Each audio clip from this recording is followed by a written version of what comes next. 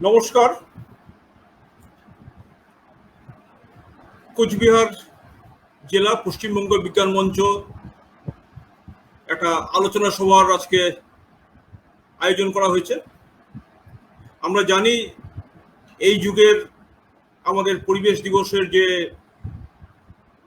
মোটোটা ছিল সেটা হচ্ছে কি ইকো রেস্টোরেশন, মানে বাস্তুতন্ত্র পুনরুদ্ধার। তো পুনরুদ্ধার তো হয়তো পুরোটা সম্ভব নয় সেভাবে, কিন্তু যতটা পারা যায়। আমরা তো প্রচুর প্রচুর গাছ কেটেছি, প্রচুর প্রচুর ধ্বংস করেছি, কিন্তু যতটা সাম্য ফিরিয়ে আনা যায়, যত বেশি গাছ লাগানো যায়, যত বেশি গাছের পরিচর্যা করা যায়, পাশাপাশি জীবজন্তুর কে প্রচুর আমরা ধ্বংস করেছি, প্রচুর মেরেছি, ইয়েতে গিয়ে জঙ্গলে গিয়ে বিভিন্নভাবে আমরা ক্ষতি করেছি। নদীর ক্ষতি করেছি, আমরা জল অপচয় করেছি, জল বেশি বেশি পরিমাণে নষ্ট করেছি, বিভিন্নভাবে পরিবেশটা দূষণ করেছি। আজকে এমন একটা অবস্থা হয়ে দাঁড়িয়েছে যে মানুষের পক্ষে থাকাটাই বিপজ্জনক হয়ে গেছে। যার জন্য এই পরিবেশ নিয়ে এত চিন্তা ছিল, সেই মানুষই থাকতে পারছে না, কারণ পাশাপাশি আমাদের যে পরিবেশটাই থাকছে না। আজকের এই নিয়ে আলোচনা করার জন্য আমাদের সঙ্গে আছেন আমাদের পশ্চিমবঙ্গ বিজ্ঞান মঞ্চ সহসভাপতি তপন মিশ্র মহাশয়, আমাদের পরিবেশ বিজ্ঞানী, পরিবেশ প্রেমী। তার সঙ্গে আছেন জলপাইগুড়ি ডিভিশনের ডিএফও সয়েল কনজারভেশনের ভূমি সংরক্ষণ বিভাগের বিমল দেবনাথ মহাশয়। প্রথমত আমাদের সঙ্গে এক্ষুনি আছেন আমাদের কোচবিহার জেলার সহসভাপতি নির্মল কুমার দে মহাশয়। তার আগে আমি পরিচয় করে নিচ্ছি আমাদের কোচবিহার জেলার সম্পাদক অসীম সাহা মহাশয়। উনি আমাদের দুই আলোচক আছেন, ডক্টর তপন মিশ্র এবং বিমল দেবনাথ। ওনাদের দুজনকে পরিচয় করে দেবেন, তারপরে আমরা আমাদের আলোচনা শুরু করছি। অসীম সাহা মহাশয়। নমস্কার, শুভ সন্ধ্যা। আশা করছি সুধীবৃন্দ এবং দর্শকবৃন্দ যারা আমাদের সঙ্গে রয়েছেন লাইভে, আমাদের প্রযুক্তিগত কিছু কারণের জন্য আমরা অল্প সময় পিছিয়ে গেছি, তবু আমরা সবাই একত্রিত হতে পেরেছি আজকের এই বিশেষ দিনে। আমাদের মাঝে আজকে উপস্থিত যারা রয়েছেন তাদের বিষয়ে আমাদের সঞ্চালক মহাশয় বলেছেন। আমরা আজকে একটা বিশেষ দিনে এই ধরনের একটি আলোচনা সভায় আমাদের শ্রদ্ধেয় বক্তা দুজন যাদেরকে আমরা পেয়েছি, পরিবেশ বিশেষজ্ঞ এবং পরিবেশ প্রেমী দুজন আমাদের রয়েছেন। আমরা এই দশকটাকেই মূলত আন্তর্জাতিক সংস্থা থেকে ঘোষিত হয়েছে ইকোসিস্টেম রেস্টোরেশনের জন্য। শুধু এবছর নয়, পশ্চিমবঙ্গ বিজ্ঞান মঞ্চ আমরা কিন্তু এই কাজ দীর্ঘদিন যাবৎ করে আসছি। এই সময়তে আজকের দিনে আরেকটি গুরুত্বপূর্ণ রাজ্যে কাজ চলছে, যেটা হচ্ছে বনসৃজন প্রকল্পের কাজ। বন সংরক্ষণ এবং বন বিষয়ে, জীব এবং জৈব প্রযুক্তি বিষয়ে মানুষের মধ্যে সচেতনতা সৃষ্টির যে কাজ, তা করবার জন্য অরণ্য সপ্তাহের এই কর্মসূচির মধ্যে দিয়ে আমরা সারা রাজ্যব্যাপী বৃক্ষরোপণের উদ্যোগ নিয়েছি। পশ্চিমবঙ্গ বিজ্ঞান মঞ্চের এই কাজ চলছে ধারাবাহিকভাবে। আজকে আমরা এই মুহূর্তে উত্তরের তরাই ডুয়ার্স পাহাড়ের জীববৈচিত্র্য সমস্যা এবং তার প্রতিকার, এই বিষয় নিয়ে আলোচনায় এখানে অবতীর্ণ হয়েছে এবং আমাদের দুই মুখ্য বক্তা এই বিষয়ে বলবে। আমরা বন্ধু জানি যে আমাদের প্রকৃতি পরিবেশের নানা পরিবর্তনের মধ্যে দিয়ে পৃথিবীতে জীবের উদ্ভব এবং তারপরে আস্তে আস্তে প্রকৃতি পরিবেশের সঙ্গে নানা সংগ্রামের মধ্যে দিয়ে নতুন প্রজাতির উদ্ভব, এবং এইভাবে আমাদের দীর্ঘ কয়েক বিলিয়ন বৎসর পার হওয়ার পরেও আমরা আজকে সভ্য মানুষ হিসাবে নিজেদেরকে এই পৃথিবীতে বড়াই করছি। এই সময়তে বিজ্ঞান প্রযুক্তির উন্নয়নের ধারা চলছে অনবরত। তার মধ্যে দাঁড়িয়ে জনসংখ্যার ক্রমবিস্ফোরণ এবং তার ক্রিয়াকলাপ আজকে প্রকৃতি পরিবেশকে ধ্বংসের যে জায়গাতে নিয়ে গেছে, তারই ফল হিসাবে আজকে নানা প্রজাতি আমাদের এই পরিবেশ থেকে ক্রমশ হারিয়ে যাচ্ছে। আমরা মানুষেরা শুধুমাত্র আমাদের নিজেদের ঘরকে গুছানোর জন্য অত্যাধিক লোভ এবং ভোগবাদী মানসিকতার থেকে আমরা পরিবেশ প্রকৃতিকে সীমাহীনভাবে ব্যবহার করছি। তারই ফল আজকে এই প্রাকৃতিক বিপর্যয় এবং জীববৈচিত্র্য ধ্বংসের মুখে আমরা পৌঁছেছি। প্রকৃতি পরিবেশ নিয়ে এই অবস্থার মধ্যে আমাদের এবং পৃথিবীতে নানা দেশে নানা ধরনের প্রকৃতি পরিবেশ সংরক্ষণ এবং বন সংরক্ষণের আইন প্রণয়ন হয়েছে ঠিকই, কিন্তু এর পাশাপাশি প্রকৃতি এবং পরিবেশকে সঠিকভাবে ব্যবহারের জন্য মানুষের মধ্যে যে সচেতনতার প্রয়োজন, তা নিয়ে প্রশ্ন এখনো আমাদের মধ্যে আছে। যারই ফল হিসাবে আমরা প্রতিনিয়ত উদ্বিগ্ন এবং চিন্তিত যে আগামী দিনে আমাদের এই প্রকৃতি পরিবেশ কোথায় গিয়ে হাজির হবে এবং আমাদের এই মানব সভ্যতা কোন জায়গাতে গিয়ে দাঁড়াবে, এই নিয়ে আমরা খুবই চিন্তিত। পশ্চিমবঙ্গ বিজ্ঞান মঞ্চ এই কাজ কিন্তু দীর্ঘ সময় ধরে করছে। আমাদের এই মানব সভ্যতা কোন জায়গা, শুধুমাত্র এই আজকের এই আলোচনা সভা নয়, দীর্ঘ সময় ধরে আমরা বিদ্যালয় স্তরে স্থানীয়ভাবে মানুষের মধ্যে পরিবেশ সচেতনতা, বৃক্ষরোপণ, অরণ্য সচেতনতা, এই বিষয়ে নানা কাজ আমরা সংগঠিত করেছি।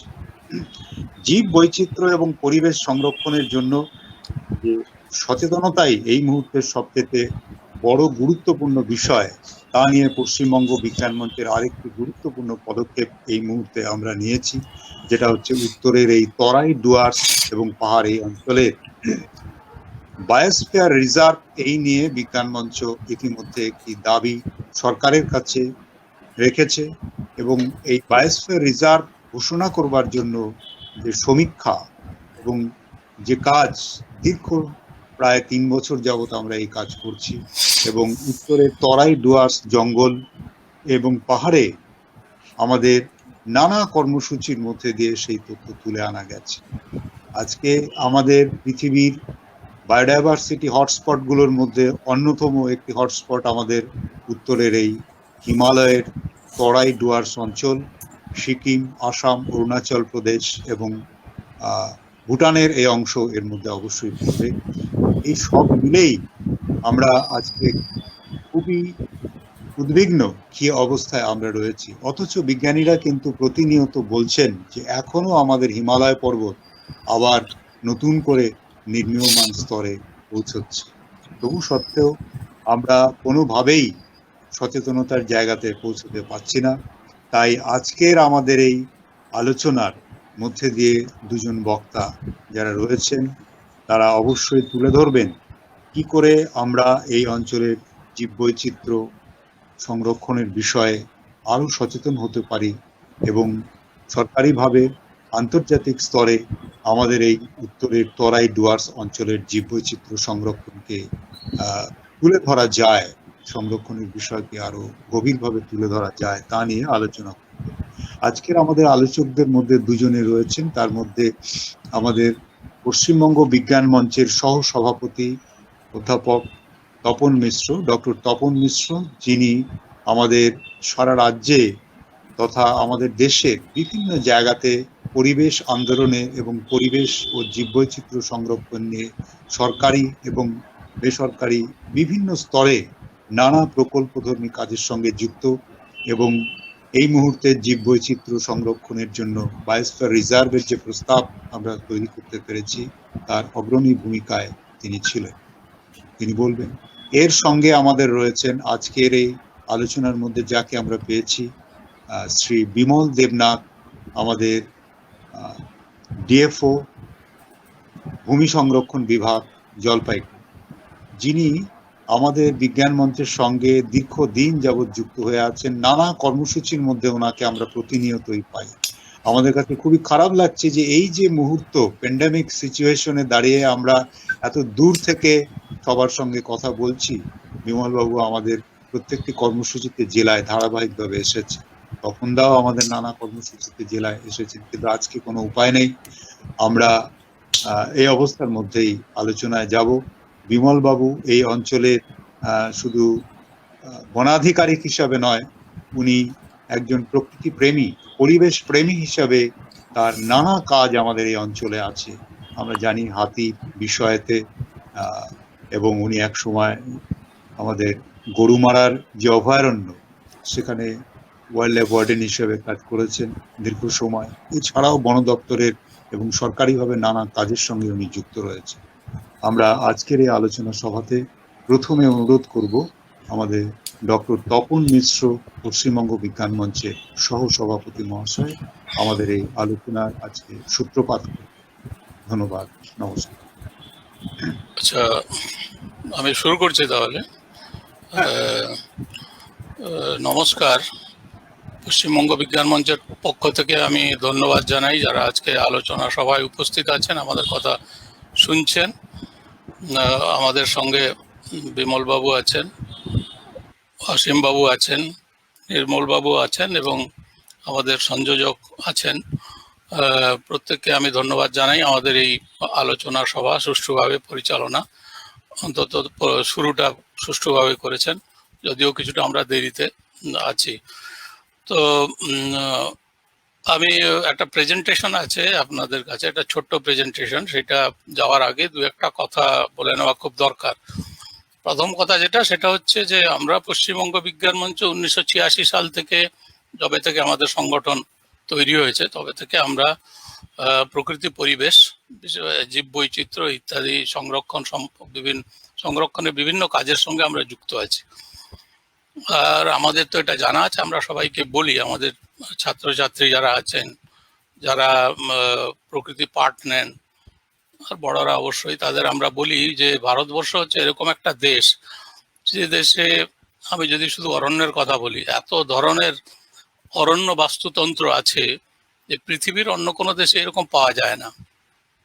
পৃথিবীর বিভিন্ন দেশে অরণ্য বাস্তুতন্ত্র দেখার আমার সুযোগ হয়েছে। এরকম ওই হিমালয়ের যেটাকে আমরা বলি ট্রি লাইন, সেখান থেকে শুরু করে একদম সমুদ্র, মানে সুন্দরবন তো বটেই, যেখানে আমরা ওই ম্যানগ্রোভ ভেজিটেশন দেখি, সেখান থেকে শুরু করে একদম মধ্য ভারতে যাকে আমরা বলি যে ড্রাই ডিসিডুয়াস ফরেস্ট, এই বিভিন্ন ধরনের বাস্তুতন্ত্র আছে এখানে।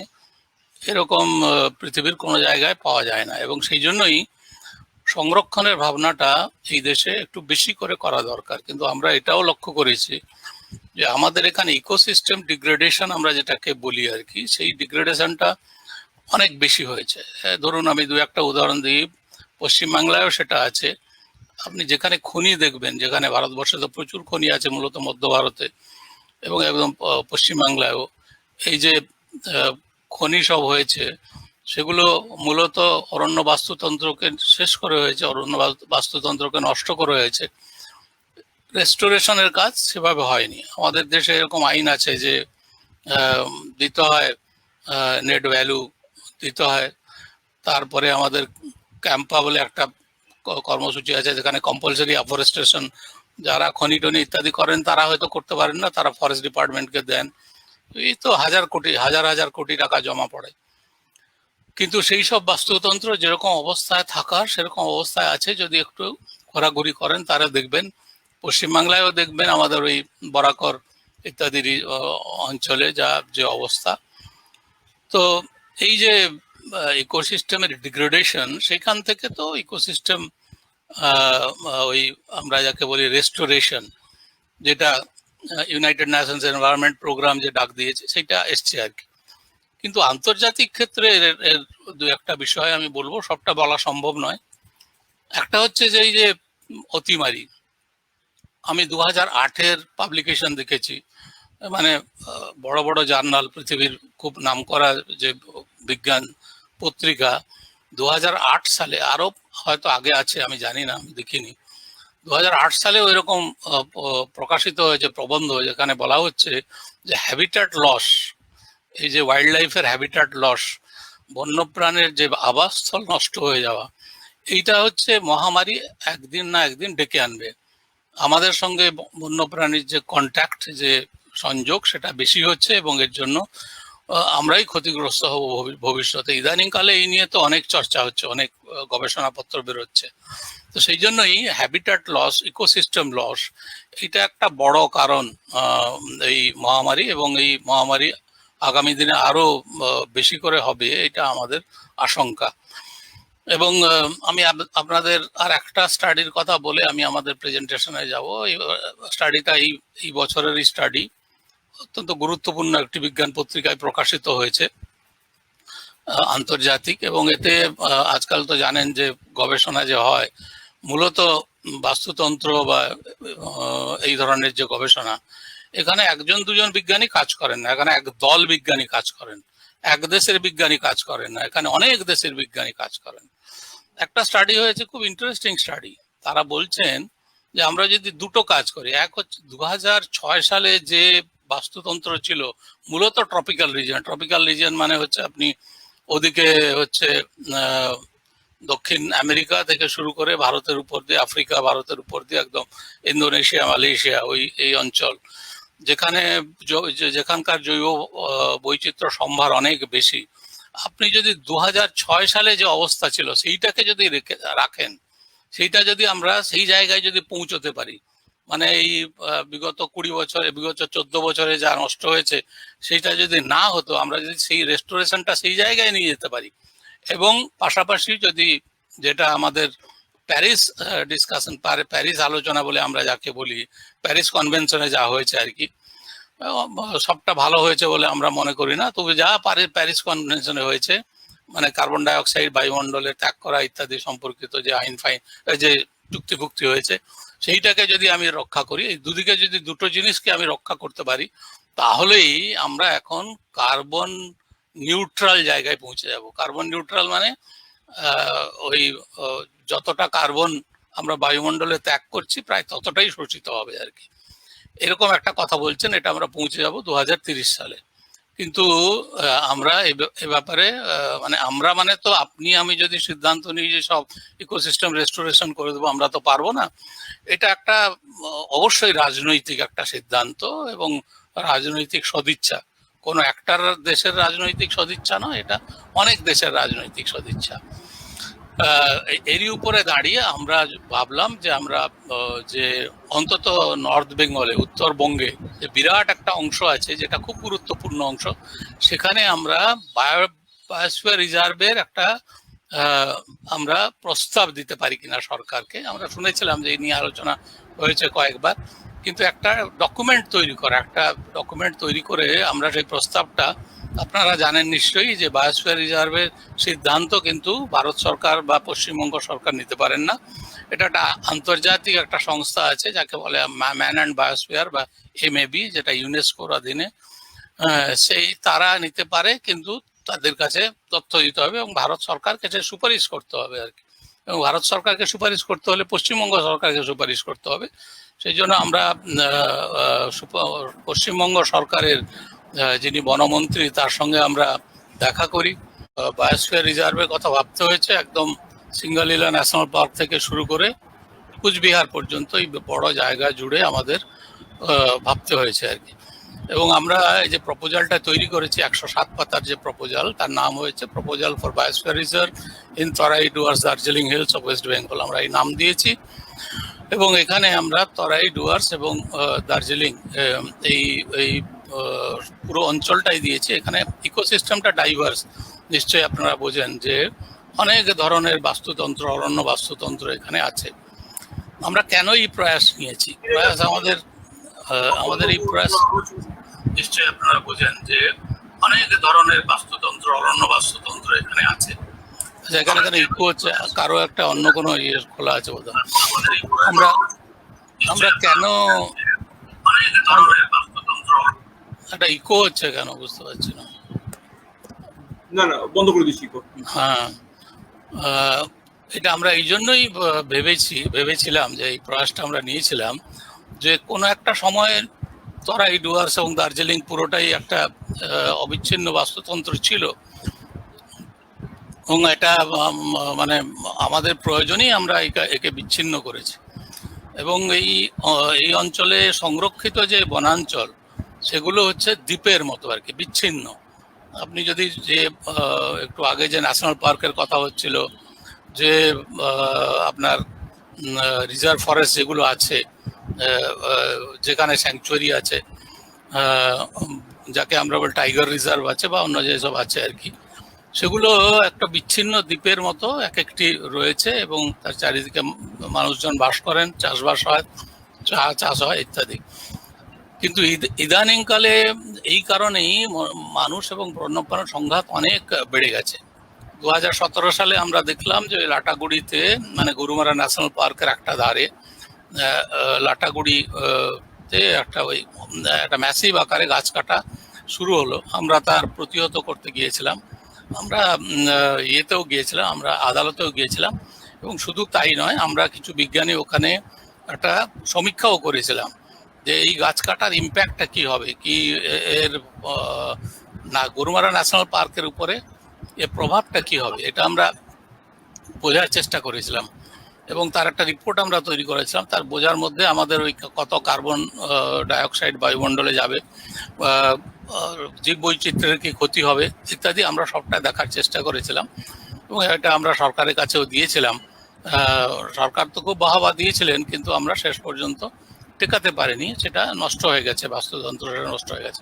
আমরা এখানে আরেকটা যেটা আমরা করার চেষ্টা করেছিলাম সেটা হচ্ছে একটা অল্টারনেট একটা রুট, যে ওই যে রাস্তাটা যেটা গরুমারা ন্যাশনাল পার্কের পাশ দিয়ে গেছে, সেই রাস্তাটাকে ব্যবহার না করে কি অন্য কোনো রাস্তা দিয়ে আমরা গরুমারা ন্যাশনাল পার্কে যে ক্ষতিটা হবে সেটাকে অ্যাভয়েড করতে পারি, সেই বিকল্পটা আমরা ভেবেছিলাম, এবং বিকল্প আমরা একটা রাস্তা দিয়েছিলাম, একটা এক্সিস্টিং রাস্তা আছে, সেটা যাতে ব্যবহার করা যায়, সেটাকে যদি একটু ডেভেলপ করে যাতে ব্যবহার করা যায়, তার বিকল্প প্রস্তাব আমরা দিয়েছিলাম। তো এইটা ছিল আমাদের বায়োস্ফিয়ার রিজার্ভ সম্পর্কিত যে ভাবনা, তার একটা ব্যাকগ্রাউন্ড ছিল আর কি।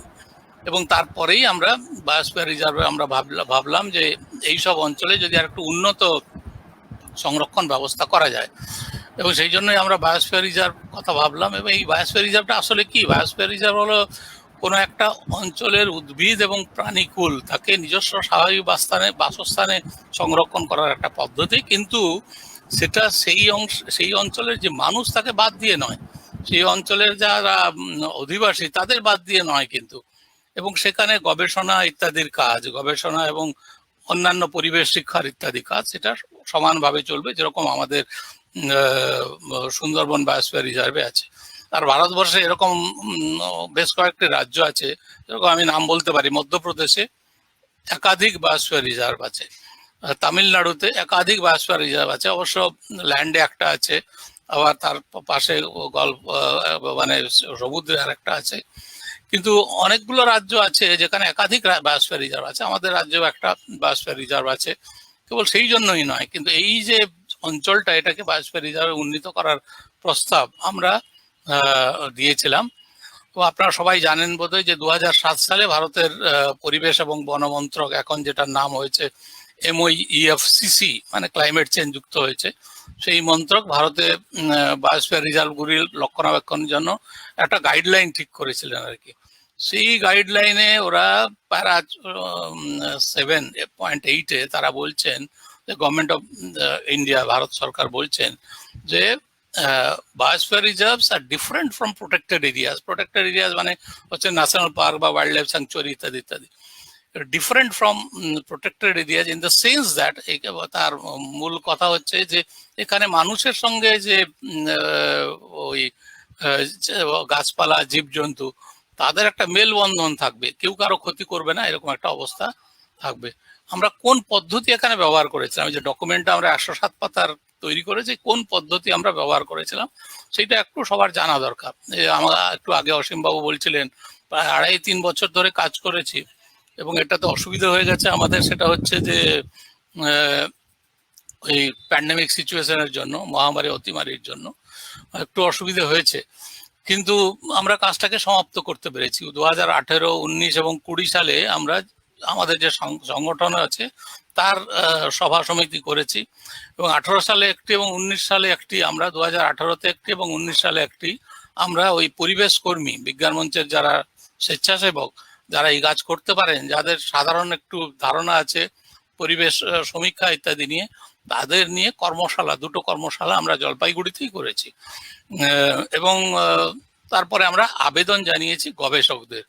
আপনারা বললে বিশ্বাস করবেন কিনা জানি না, প্রায় 100টা গবেষণাপত্র, এই বেশি দিনের নয়, 10 বছর, মানে বিগত ওই 2010 থেকে এই পর্যন্ত, একদম আধুনিক সময় পর্যন্ত, মানে 2020 পর্যন্ত আমরা যখন শেষ করলাম বা এই রিপোর্টটা লেখা শেষ সেই অবধি প্রায় 100-র বেশি গবেষণাপত্র আমাদের গবেষক বন্ধুরা আমাদের কাছে পাঠিয়েছেন, যেগুলো প্রত্যেকটি হচ্ছে সেই অঞ্চলের উপরে, এবং সেই অঞ্চলের উপরে মোটামুটি ফোকাসড।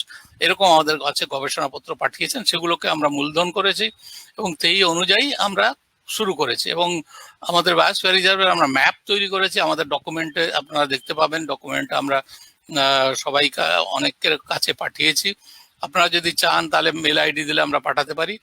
আমরা সেখানে 2টো ম্যাপ দিয়েছি, এবং সেই ম্যাপগুলো আমাদের এই গবেষক বন্ধুরা তৈরি করেছেন, যে ম্যাপ দেখে আমরা মোটামুটি বায়োস্ফিয়ার রিজার্ভের যে অঞ্চল সেটা আমরা ঠিক করতে পারি আর কি।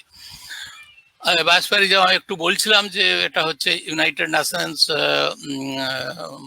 ওই science, culture and economy, science and culture organisation বা ইউনেস্কো, এবং তার মধ্যে ম্যান অ্যান্ড বায়োস্ফিয়ার প্রোগ্রাম বলে একটা কর্মসূচি আছে।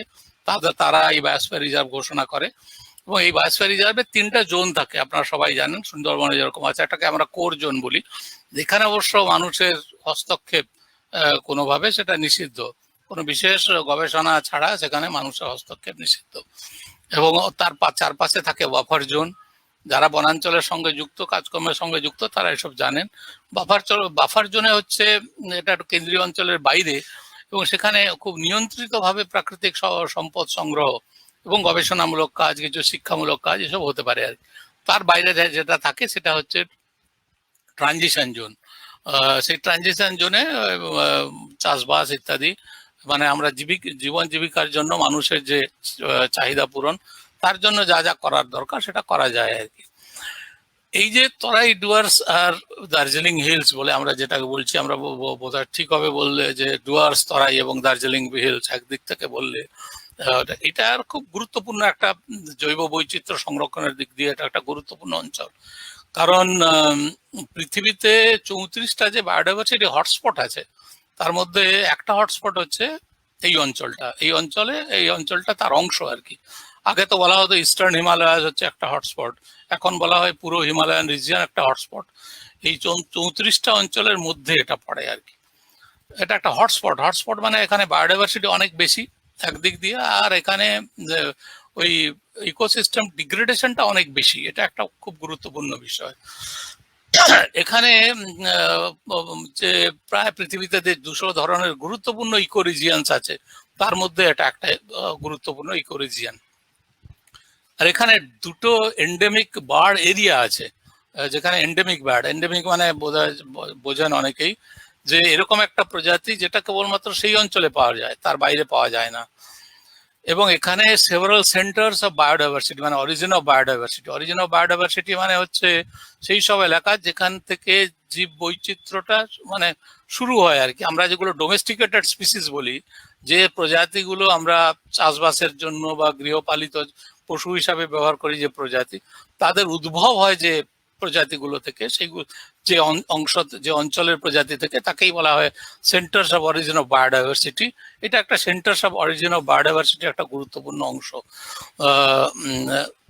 আমরা একটা বিষয় এখানে বলবো যে এটা একটা বিরাট অংশ, এটা বিরাট অঞ্চল, যেখানে প্রায় 5500 বর্গ কিলোমিটার বিস্তৃত। বুঝতে পারছেন একটা এই অনেক ধরনের বাস্তুতন্ত্র এখানে আছে। পাহাড় থেকে আরম্ভ করে একদম 3636 মিটার উচ্চতা থেকে আরম্ভ করে আর ওই বড় জোর 30-40 মিটার উচ্চতা পর্যন্ত, আমার যদি খুব বেশি ভুল না হয়। এত বড় অঞ্চল এবং এত অনেক ধরনের ন্যাশনাল পার্ক, এখানে স্যাংচুয়ারি মানে ওই ওয়াইল্ড লাইফ স্যাংচুয়ারি ইত্যাদি আছে। কি করে বায়োস্ফিয়ার রিজার্ভ এরকম কি আছে ভারতবর্ষে আরো কিছু? এই যে বৈচিত্র্য, এত বৈচিত্র্যপূর্ণ বায়োস্ফিয়ার মানে ইকোসিস্টেমের বায়োস্ফিয়ার রিজার্ভ, আমি আপনাদের একটু ম্যাপ দেখতে বলবো। Nilgiri biosphere reserve, Nilgiri biosphere reserve হচ্ছে আপনার কেরালা, কর্ণাটক এবং তামিলনাড়ু, এই তিনটা রাজ্য জুড়ে আছে আর কি নীলগিরি বায়োস্ফিয়ার রিজার্ভ। এখানে আপনি যদি দেখেন নীলগিরি বায়োস্ফিয়ার, আমি যদি দেখাতে পারতাম ভালো হতো, দেখাতে পারছি না। নীলগিরি বায়োস্ফিয়ার রিজার্ভে আপনি সাইলেন্ট ভ্যালি আছে, সেখানে আপনার রাজীব গান্ধী ন্যাশনাল পার্ক আছে, সেখানে আপনার আরো অনেকগুলো ন্যাশনাল পার্ক আছে, একদম পুরো একদম কাবেরী ওয়াইল্ড লাইফ স্যাংচুয়ারি পর্যন্ত বিস্তৃত, যেখানে নীলগিরি হিলসও আছে। সেই জন্যই এটাও প্রায় 5,600 বর্গ কিলোমিটার জুড়ে এই নীলগিরি বায়োস্ফিয়ার রিজার্ভ।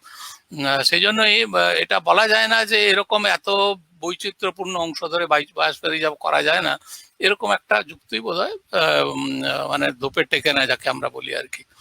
আমরা কেন দার্জিলিং পাহাড় তরাই এবং ডুয়ার্স রিজিয়নকে বেছে নিয়েছি, তার কয়েকটি পয়েন্ট আমরা এই আমাদের ডকুমেন্টে দিয়েছি। তার মধ্যে প্রথম যেটা বললাম যে হিমালয়ের বায়োস্ফিয়ার রিজার্ভের, এটা হিমালয়ান বায়োস্ফিয়ার ইকোলজিক্যাল জোনের মধ্যে একটা অংশ অন্তর্ভুক্ত। আর বহু প্রাকৃতিক বৈচিত্র্যপূর্ণ অরণ্যের সমষ্টি এখানে আছে। বিভিন্ন প্রাণী গোষ্ঠীর যাতায়াতের যে করিডর এখানে আছে, সেই করিডরগুলোকে সংরক্ষণ করতে হবে। বিভিন্ন প্রকারের বিরল বিপন্ন উদ্ভিদ ও প্রাণী প্রজাতি, আমরা যেটা বলি রেড স্পিসিস, RET মানে rare, endangered and threatened species যাকে আমরা বলি, সেগুলো এখানে আছে। এই অঞ্চলে বহু সাংস্কৃতিক বৈচিত্র্য সম্পন্ন বহু ভাষাভাষী জনগোষ্ঠী আছে। আমি আগেই বলছিলাম যে বায়োস্ফিয়ার রিজার্ভের কাজ কেবলমাত্র ওই বন্যপ্রাণী, উদ্ভিদ ইত্যাদিকে সংরক্ষণ করা নয়, সেখানকার মানুষের সংস্কৃতিকে সংরক্ষণ করাও একটা গুরুত্বপূর্ণ বিষয়। এখানে মানুষ বন্যপ্রাণী যে সংঘাত, এটা একটা বড় সমস্যা, যে সমস্যার সমাধান আমাদের করতে হবে, তা না হলে এখানকার বাস্তুতন্ত্রকে আমরা রক্ষা করতে পারবো না।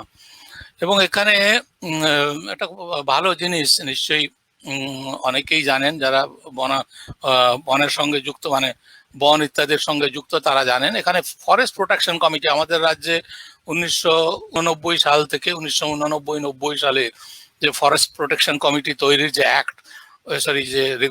যে রেগুলেশন হয়েছে, সেই অনুযায়ী এখানে ফরেস্ট প্রোটেকশন কমিটি আছে, যারা বন বিভাগের সঙ্গে যুক্ত হয়ে বনাঞ্চল রক্ষার কাজ করেন। ইডিসি আছে, eco development committee. Reserve forest একটা ফরেস্ট প্রোটেকশন কমিটি করা যায় না, এখানে ইডিসি আছে, মানে ইকো ডেভেলপমেন্ট কমিটি আছে।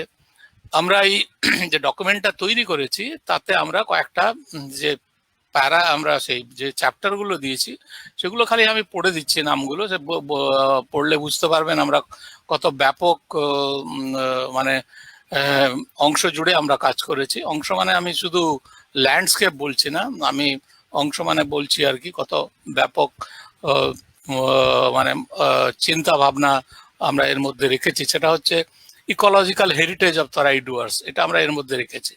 পিপলস্কেপ মানে কত ধরনের মানুষ এর মধ্যে থাকেন। ল্যান্ডস্কেপ তো অবশ্যই দিয়েছি। এখানকার লাইফস্কেপ আমরা দিয়েছি যতটা পেরেছি। এখানকার লাইফস্কেপ এত ব্যাপক যে তাকে ওই কোনো একটা ডকুমেন্টে রাখা সম্ভব নয় আর কি। আমাদের ভলেন্টিয়াররা যে কাজ করেছেন, observation made by our volunteers, আমাদের ভলেন্টিয়াররা বিরাট অংশ জুড়ে কাজ করেছেন। তাদের যে অবজারভেশন, সেগুলো আমরা আলাদা করে দিয়েছি। পিপলস কনজারভেশন ইফোর্ট, আমি যেটা বলছিলাম যে FPC ইত্যাদি, যেখানে পিপলস কনজারভেশন ইফোর্ট রয়েছে বন বিভাগের সঙ্গে, সেটা আমরা এখানে উল্লেখ করেছি। আমরা ট্র্যাডিশনাল ইকোলজিক্যাল নলেজ যা আছে মানুষের মধ্যে সংরক্ষণ এবং প্রাকৃতিক সম্পদ ব্যবহার সম্পর্কে যে জ্ঞান আছে, যেটা আমরা এখানে নথিভুক্ত করার চেষ্টা করেছি, সবটা পারিনি। সেই জন্য আমরা বলছি যে এই ডকুমেন্টটা ওপেন এন্ডেড ডকুমেন্ট, এটা যে কোনো মানুষ যে কোনো সময় সমৃদ্ধ করতে পারেন, আমরা এটাকে অন্তর্ভুক্ত করব আমাদের পাঠালে আর কি।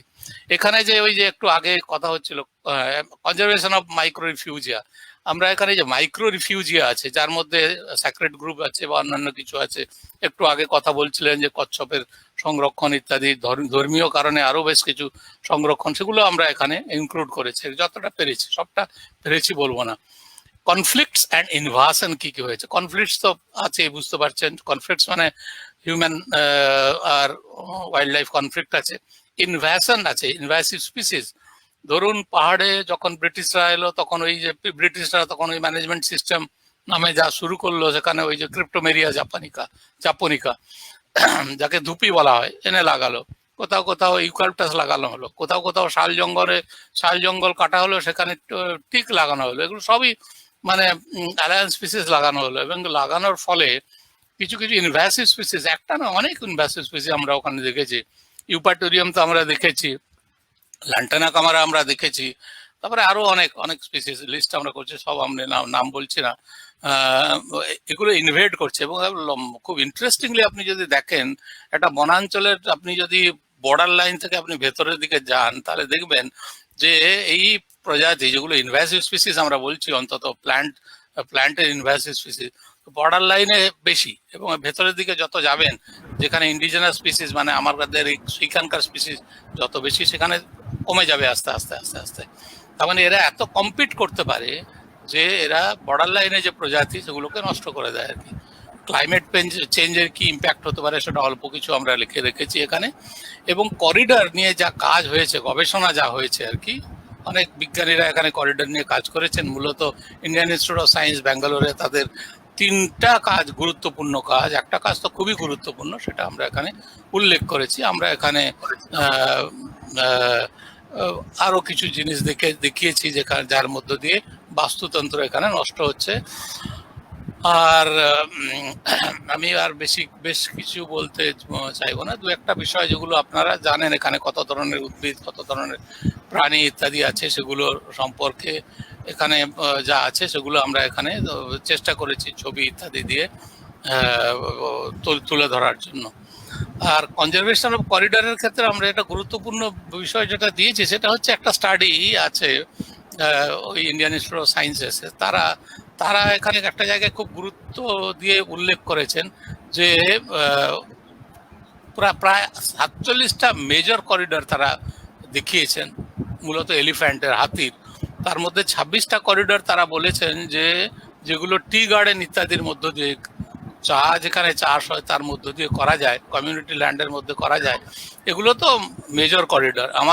আমাদের যারা সমীক্ষক, মানে বিজ্ঞান মঞ্চের যারা সমীক্ষক, তারা কিন্তু আমাদের অনেক ছোট ছোট মাইক্রো করিডরের কথাও বলেছেন, যেটা আমরা চেষ্টা করেছি এর মধ্যে উল্লেখ করার জন্য, এর মধ্যে রাখার জন্য আর কি।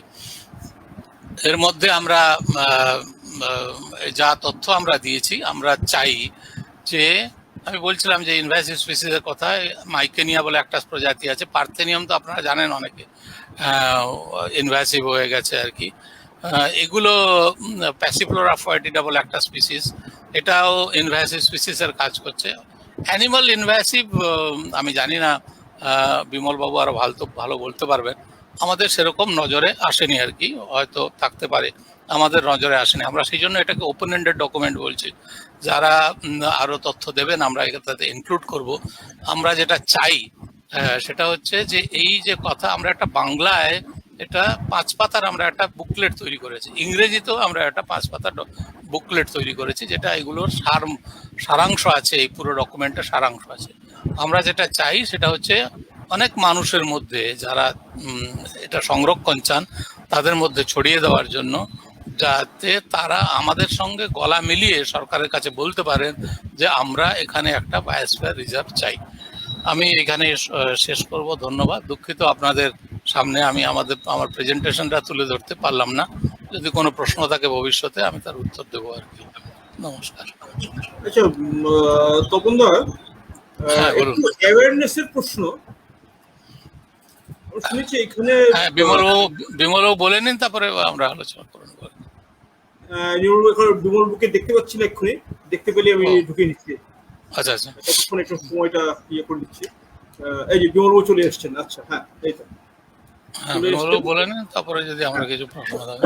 হ্যাঁ, আমরা এতক্ষণ সমৃদ্ধ হলাম, আমাদের অধ্যাপক ডক্টর তপন মিশ্রর আলোচনা শুনছিলাম, আমাদের সহসভাপতি পশ্চিমবঙ্গ বিজ্ঞান মঞ্চের কি ধরনের কাজ করেছেন। এক্ষুনি আমরা আসছি আমাদের ডিএফও সাহেবের কাছে, জলপাইগুড়ি ডিভিশনের বিমল দেবনাথ মহাশয় আমাদের সঙ্গে আছেন। আমরা আরো সমৃদ্ধ হব। আমরা কিছু শুনেছিলাম, আমাদের কার্যকরী সভাপতি নির্মল কুমার দে আমাদের অনেকক্ষণ সময় দিয়েছেন। আমরা চাইবো ওনার কাছে আরো কিছু শোনার জন্য। তার আগে আমরা আমাদের আরেক মুখ্য আলোচক, দুজন মুখ্য আলোচকের মধ্যে বিমল দেবনাথ আছেন, ওনার কাছে কিছু শুনতে। এবং আমাদের সঙ্গে যারা আছেন ফেসবুকে, তারা প্রশ্নগুলো রাখবেন, আপনাদের কিছু কমেন্টস থাকলে রাখবেন, আপনাদের কোনো সাজেশন থাকলে রাখবেন। আমরা এগুলো আমাদের কাছে, আমাদের যারা আলোচক আছে তাদেরকে তুলে দেবো। আমরাও আলোচনা করার চেষ্টা করবো আপনাদের কিভাবে উত্তরগুলো দেওয়া যায়। আমাদের সঙ্গে থাকবেন। আমি ফিরে যাচ্ছি বিমল দেবনাথ মহাশয়ের কাছে, আপনি যদি কিছু আপনার আলোচনা শুরু করেন। শুভ সন্ধ্যা সব সবুজ সাথীদেরকে। আমরা আজকে বিশেষ দিন, এখন আমাদের রাজ্যব্যাপী বন মহোৎসব চলছে, 7 দিন ধরে চলবে বন মহোৎসব। আমাদের একজন মেম্বার বললেন একটু আগে যে আজকে একটা বিশেষ দিন, স্নেক ডে। ইউএনও বিভিন্ন দিনে বিভিন্ন স্পিসিসকে ওরা করেছে, environment day, water day, earth day. আমরা একটা গুরুত্বপূর্ণ বিষয় নিয়ে আলোচনায় বসেছি আজকে সন্ধ্যায়।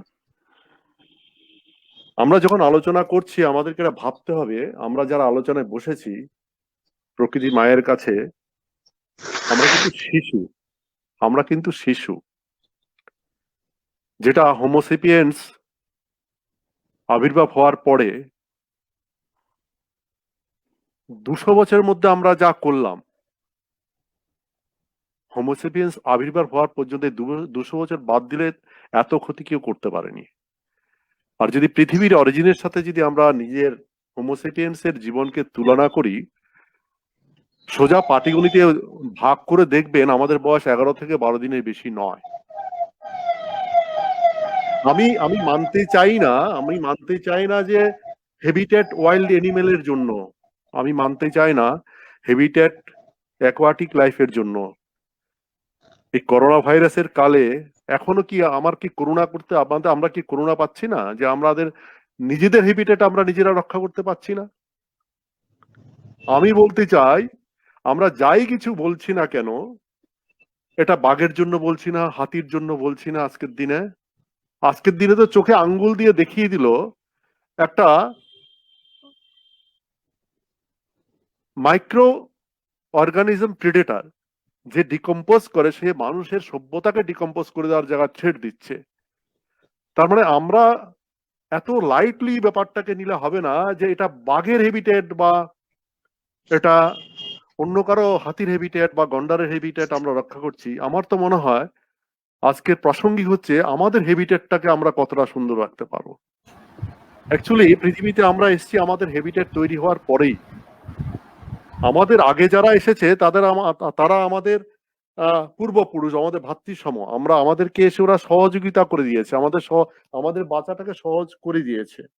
তা আমি বলবো এটা হেবিটেট ফর ওয়াইল্ড এনিমেল না, হেবিটেট ফর হিউম্যান রিসোর্স, হিউম্যানের জন্য দরকার। আমরা যখন এই আলোচনা করছি, যেটা প্লিওসিনিতে 4 লক্ষ মিলিয়ন ইয়ারে যেটা করতে পারেনি, আমরা বিগত 200 বছরে কার্বনের পরিমাণ 400 ppm করে দিলাম। আমাদের ইউএনও যখন আমাদেরকে ডিক্লেয়ার করলো, যে আর্থ ডে ডিক্লেয়ার করলো, বসুন্ধরা সামিট হলো, তখন যত পপুলেশন ছিল 1974-72 থেকে, তখন যদি 4 বিলিয়ন লোক সংখ্যা ছিল, এখন 8 বিলিয়ন লোক সংখ্যা হলো। আমরা যখন আলোচনা করছি আমাদেরকে জানতে হবে যে একটা অতিরিক্ত মানব সন্তান 58 টন কার্বন প্রডিউস করে, তাও আমাদের জনসংখ্যা নিয়ে আমরা কথা বলি না। এই অবস্থায় কথা বলতে গেলে আমাদের ভাবতে হবে যে আমরা যে হারে কার্বন ডাইঅক্সাইড তৈরি করছি আমরা জানি না, আমরা যে হারে জল ব্যবহার করছি আমরা জানি না সেটা গিয়ে কি ক্ষতি করছে। বিশ্বের সবচেয়ে বড় যে ইকোসিস্টেম সেটা হচ্ছে মেরাইন ইকোসিস্টেম। মেরাইন যে বেড আছে তার মতো 5% ভেজিটেশন আছে। পৃথিবীর 3 ভাগ জল 1 ভাগ স্থল, 3 ভাগ জলের মাত্র 5% ভেজিটেটিভ আছে, ভেজিটেশন আছে, যেটাকে আমরা ব্লু কার্বন বলি। প্রতি বছর যখন আমরা আলোচনায় বসছি, প্রতি বছর সেই ব্লু কার্বন ম্যানগ্রোভ থেকে আরম্ভ করে সিউড থেকে আরম্ভ করে প্রতি বছর 2.7% হারে ডিস্ট্রয় হচ্ছে। তো এই সমস্যায় যদি আমরা ভাবি যে অ্যাওয়ারনেস বা কোনো কিছু নিয়ে যদি ভাবতে হবে মানুষকে, আমার একটা হাতে আঙ্গুল ফোড়া হলো, আমি সেটা কেটে হয়তো বেঁচে যাব, কিন্তু আমার হৃদয় বা ব্লক হয়ে গেল, আমি কি বাঁচতে পারবো? তা আমাদের এই যে অ্যাওয়ারনেস, আমাদের যে এত আমরা চেষ্টা করছি সবুজ সাথীরা মিলে আজকে আলোচনা করছি, আমাদের প্রথম কথা, আমাদের যে হ্যাবিটেটটাকে আমরা ধ্বংস করছি, এই ধ্বংসের যে ক্রিয়া, এই ধ্বংসের যে অপক্রিয়া, এই যে অপরাধ, এটাকে কি সামাজিক অপরাধ আমরা মানি?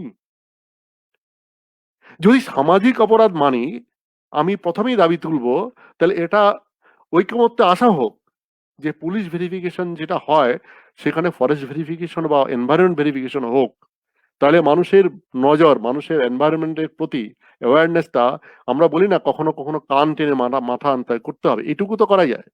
তুমি এনভায়রনমেন্টের সাথে পরিবেশ নিয়ে যদি কোনো অপরাধ হবে সেটা সামাজিক অপরাধ। করোনাতে চোখ দিয়ে দেখিয়ে দিল পরিবেশ নিয়ে যদি কি হয়, সেটা মানুষকে কতটা ক্ষতি করতে পারে, ইকোনমি কি ক্ষতি করতে পারে, হ্যাবিটেট কি ক্ষতি করতে পারে। এটা আমি মুখবন্ধে বললাম। আজকে আমরা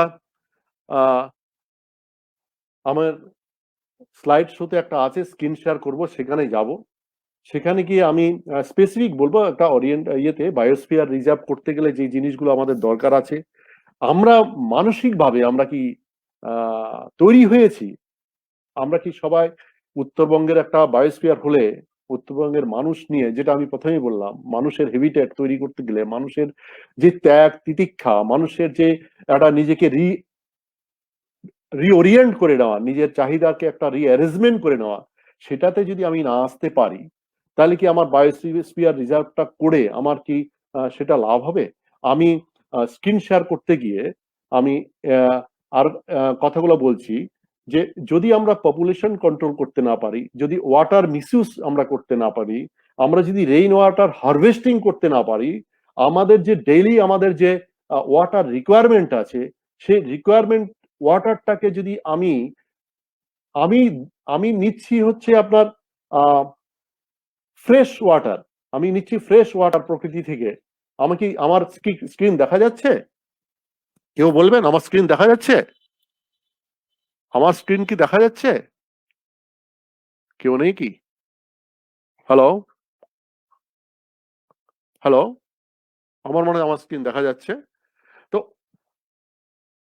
আমরা যেটুকু জল নিই, আমি আমাকে যদি কেউ যদি বন্ধুত্ব বলে হাত এগিয়ে দেয়, তাহলে আমি তাকে কি আমার হাতের মধ্যে বিষ নিয়ে তার সাথে আমি বন্ধুত্বতা করব?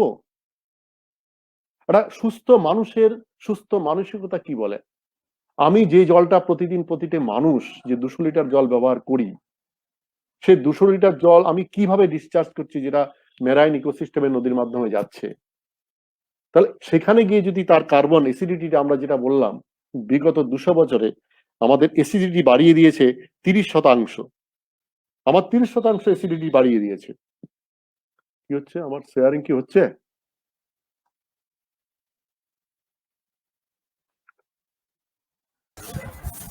হ্যাঁ, দেখা যাচ্ছে আপনার এটা। দেখা যাচ্ছে না মনে হচ্ছে। দেখা যাচ্ছে, আমি দেখতে পাচ্ছি। আমার দেখা যাচ্ছে? হ্যাঁ হ্যাঁ, একদম। আমার স্ক্রিনশট দেখা যাচ্ছে? হ্যাঁ হ্যাঁ হ্যাঁ। হ্যাঁ, তো আমার বক্তব্য এটাই যে আমাদেরকে যদি এটা করতে, আমাদের নিজের লাইফস্টাইলে কিছু পরিবর্তন না হলে আমরা মনে হয় আমরা এভাবে যেতে পারবো না। আমরা এবার যাচ্ছি, এবার যাচ্ছি।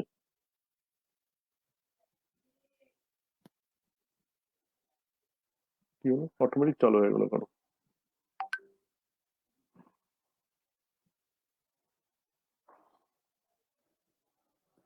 আমি যেটা আমার প্রেজেন্টেশন করেছি সেই প্রেজেন্টেশনে এখন আমি যাব। আমাদের যে বায়োস্ফিয়ার, আমি বলছি বায়োস্ফিয়ারটা আমরা কি, বায়োস্ফিয়ারটা কবে তৈরি? পৃথিবী তৈরি হওয়ার পরে কত বছর পরে বায়োস্ফিয়ার তৈরি হলো? পৃথিবী যদি 7.5 বিলিয়ন ইয়ার্স পরে তৈরি হয়, তারপরে পরেই কিন্তু বায়োস্ফিয়ার তৈরি হয়েছে। অলমোস্ট 3.5 বিলিয়ন ইয়ার্সে বায়োস্ফিয়ার কি আমরা জানি। আমাদের পৃথিবীর যে পার্টস আছে তার 3টে মেইন পার্টস নিয়ে বায়োস্ফিয়ার হয়। যেটা জল থাকে হাইড্রোস্ফিয়ার, যেটা মাটি আছে, মাটির যেখানে আমাদের থাকে সেটা লিথোস্ফিয়ার, যেটা এটা নিয়ে বায়োস্ফিয়ার হবে। তাহলে আমাদের উত্তরবঙ্গের এই মাটি, জল, পাহাড় এই পুরোটাকে নিয়ে যদি আমরা বায়োস্ফিয়ার করি, তাহলে তার যে কনস্ট্যান্ট আছে কি আছে সেটা যদি আমি গ্রহণ করার ক্ষমতা না থাকে, বা এখন আমরা কি ফেস করছি সেটা যদি করতে না পারি, তাহলে আমাদের এইজ অফ লাইফ যেটা বায়োস্ফিয়ারের, যেটা 3.5 বিলিয়ন ইয়ার্স আগে তৈরি হয়েছে, সেটাকে আমরা রেস্টোরেশন করব কি করে? আমার মানসিক ভাবে যে আমি যদি প্রস্তুতি নিতে না পারি, আজকে আমার তো মনে হয় এটাই হচ্ছে, আমরা যারা শুনছি আমরা এটার ফেভারে। এটা যদি হয়, আমার প্রেজেন্টেশনের নাম দিয়েছিলাম যে living in harmony with nature in our landscape. আমরা নেচারের সাথে হারমোনি নিয়ে কি করে বাঁচবো? বায়োস্ফিয়ার যদি আমার রিজার্ভ হয়, তাহলে আমি হারমোনি নিয়ে বাঁচতে পারবো আমার ল্যান্ডস্কেপের সাথে, আমার বায়োস্ফিয়ারের সাথে। বায়োস্ফিয়ারের মধ্যে একটা জিনিস আছে বায়োডাইভার্সিটি। এই বায়োস্ফিয়ার করতে গেলেই শুধু একটা জায়গাকে বায়োস্ফিয়ার বলে দিলে হবে না, মিনিমাম কিছু ক্রাইটেরিয়া লাগবে। তার ওখানকার বায়োডাইভার্সিটি কি আছে, বায়োডাইভার্সিটি জোন কি আছে, বায়োডাইভার্সিটি হটস্পট কি আছে, বায়োডাইভার্সিটি হটস্পট করতে গেলে কি লাগে। আমাদের যে এলাকাটা আছে, এই যে যেটা আমাদের সহসভাপতি বললেন, ডক্টর তপন মিশ্র বললেন যে সিঙ্গলীলা থেকে বক্সা পর্যন্ত আমরা এটাকে করব। আমি পরবর্তীতে আমার প্রেজেন্টেশনে দেখতে পাবেন আমাদের ম্যাপ দেওয়া আছে। তো এখানে কত স্টেক হোল্ডার আছে, কত ডিপেন্ডেন্সি আছে, সেটা যারা আমরা স্টেক হোল্ডার আছি তারা কতটা মানসিক প্রিপারেশন নিচ্ছি, এখন কি অবস্থায় আছি, সেটা যদি না করতে পারি আমরা কিন্তু করতে পারবো না। আমাদের যে জায়গাটা আছে এখানে ইস্টার্ন হিমালয়ান যে হটস্পট জোন আছে, সেটাতে আমাদের এখানে অনেকগুলো ইকোজোন আছে। হটস্পট, এই যে হটস্পটস করতে গেলে বললেই খালি হটস্পটস তো করা যাবে না, এখানে এন্ডেমিক স্পেসিস বা গাছের স্পেসিস প্রায় আমার থাকতে হবে 1500-এর উপর থাকতে হবে। আমার বার্ডস 43% এন্ডেমিক হতে পারে। এন্ডেমিক ফরেস্ট স্পিসিস মানে হচ্ছে যেটা শুধু এখানেই পাওয়া যাবে। তাহলে প্রকৃতি যেভাবে আমাদেরকে আশীর্বাদ করেছে, আমাদের যে লাইফ বায়োটা দিয়েছে, যে ভ্যারাইটি দিয়েছে, আমি রং দিয়ে করেছি, সেটা আমাদের এখানে আছে। আমাদের এখানে আছে যেটা সেটা আছে, সেটাকে রিঅর্গানাইজ করে নিতে হবে। রিঅর্গানাইজ করে যদি নিতে পারি, তাহলে আমরা living in harmony with nature in our landscape আমরা যেতে পারবো। তাহলে bio means life, diversity means variety. এটা কিন্তু প্রকৃতি দিয়েছে। একটু আগে আমরা আলোচনায় শুনছিলাম যে ট্রপিকে আমরা বলা যায় ট্রপিক্যাল কান্ট্রিতে বা ট্রপিক লাইনের, ট্রপিক্যাল আর সাবট্রপিক্যালের সবচেয়ে বেশি বায়োডাইভার্সিটি হয়। এবং আমাদের আরো একটা বিশেষ কারণে আরো বেশি বায়োডাইভার্সিটি ভালো, আমি বলবো এবার লাস্ট যে এমওএফ এর হয়েছে, সার্ভে হয়েছে 2021, আমরা নতুন স্পেসিস পেয়েছি, নতুন এন্ডেমিক স্পেসিস পেয়েছি, এখনো ডিসকভারি হয়ে যাচ্ছে। তাহলে এই ভ্যারাইটি কেন বেশি? এখানে আবার মনসুনের জন্য এখানে আবার রেইনফলটা ভালো হয়। অনেক অনেক ট্রপিক জোন আছে যেখানে রেইনফল হয় না। আমাদের এখানে ট্রপিক এরিয়া আছে, সাবট্রপিক এরিয়া আছে, মাউন্টেন এরিয়া আছে, এবং তার সাথে সাথে আছে রেইনফল। এবং আমরা রেইনফলের কথা যদি বলি, যে রেইনফল আমরা ভাবি যে রেইনফল এভারেজ অ্যানুয়াল রেইনফল কিন্তু যদি বলেন কিন্তু কমেনি। 2010 থেকে 2020 যদি রেইনফল আমরা যদি দেখি, দেখবেন 212 থেকে 175 এরকম সেন্টিমিটার আমাদের রেইনফল ঘুরে বারে করছে। যেটা হয়েছে সেটা হচ্ছে তার কন্টিনিউটি, তার ডিস্ট্রিবিউশনটা খুব খারাপ হয়ে গেছে। যখন বৃষ্টি হওয়ার কথা তখন হচ্ছে।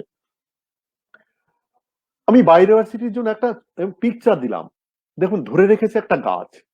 পৃথিবীতে কেমব্রিয়াম এক্সপ্লোশন বলে একটা কথা হয়েছে। পৃথিবী যখন তৈরি হচ্ছিল, প্রথম যখন সিনথেসিস হলো, প্রোটিন সিনথেসিস হয়ে প্রথম যখন জলের কার্বন ডাইঅক্সাইড নিয়ে অক্সিজেন নিয়ে কার্বন ডাইঅক্সাইড নিয়ে যখন প্রথম সুগার জল কার্বন ডাইঅক্সাইড নিয়ে যখন আমাদের প্রথম এলিমেন্ট অক্সিজেন দেওয়া শুরু করলো, তখন প্রথমে গাছের এমন হলো, তখন কিন্তু আমাদের এত গাছ হলো, গাছ কমানো যায়নি। তবে গাছ হচ্ছে মেইন, গাছ দিয়ে আমাদের সমস্ত বায়োডাইভার্সিটিটা হয়েছে। The biodiversity is the variability among the living organism from all sources including inter-alia, terrestrial, marine and other aquatic ecosystems, and the ecological complexes of which they are part. This includes diversity within the species, between the species and our ecosystems. আমাদের এখানে মন্টেন ecosystem আছে, স্নোর ecosystem আছে, আমাদের এখানে riverine ecosystem আছে, forest ecosystem আছে। তো সিঙ্গালীলা থেকে বাক্সা পর্যন্ত আমাদের ইকোসিস্টেমের ডিফারেন্স অনেক বেশি ভেরিয়েবিলিটি আছে, স্পেসিস ভেরিয়েবিলিটি আছে, এন্ডেমিক স্পেসিস আছে, এন্ডেঞ্জার স্পেসিস আছে, রেয়ার স্পেসিস আছে। তাহলে আমাদের এখানে একটা বিশাল আমাদের অ্যাজ বায়োজিওগ্রাফিক্যালি হটস্পট এরিয়া অনুযায়ী, বায়োডাইভার্সিটি হটস্পট এরিয়া অনুযায়ী, ইকোসিস্টেম অনুযায়ী, there is a lot of potentiality for this biosphere reserve. গ্লোবালে আমাদের কি আমরা পেয়েছি এটা আমি একটু জানিয়ে দিতে চাই। এখন পর্যন্ত যা আমাদের গ্লোবাল বায়োডাইভার্সিটি আমাদের আছে, এখন পর্যন্ত যা আমাদের স্পিসিস আছে, হায়ার প্ল্যান্ট আছে 2,70,000, এলগি আছে 40,000, ফাঙ্গি আছে 72,000, ব্যাকটেরিয়া আছে, ভাইরাসেস আছে, মেমালস আছে 4,650, রেপটাইলস আছে, সব আছে। এবার আমরা ইনসেক্ট আছে 10,25,000, এটা এখন পর্যন্ত আইডেন্টিফাই হয়েছে এবং that is very less percentage of the total আমাদের যে গ্লোবাল যে বায়োডাইভার্সিটি আছে।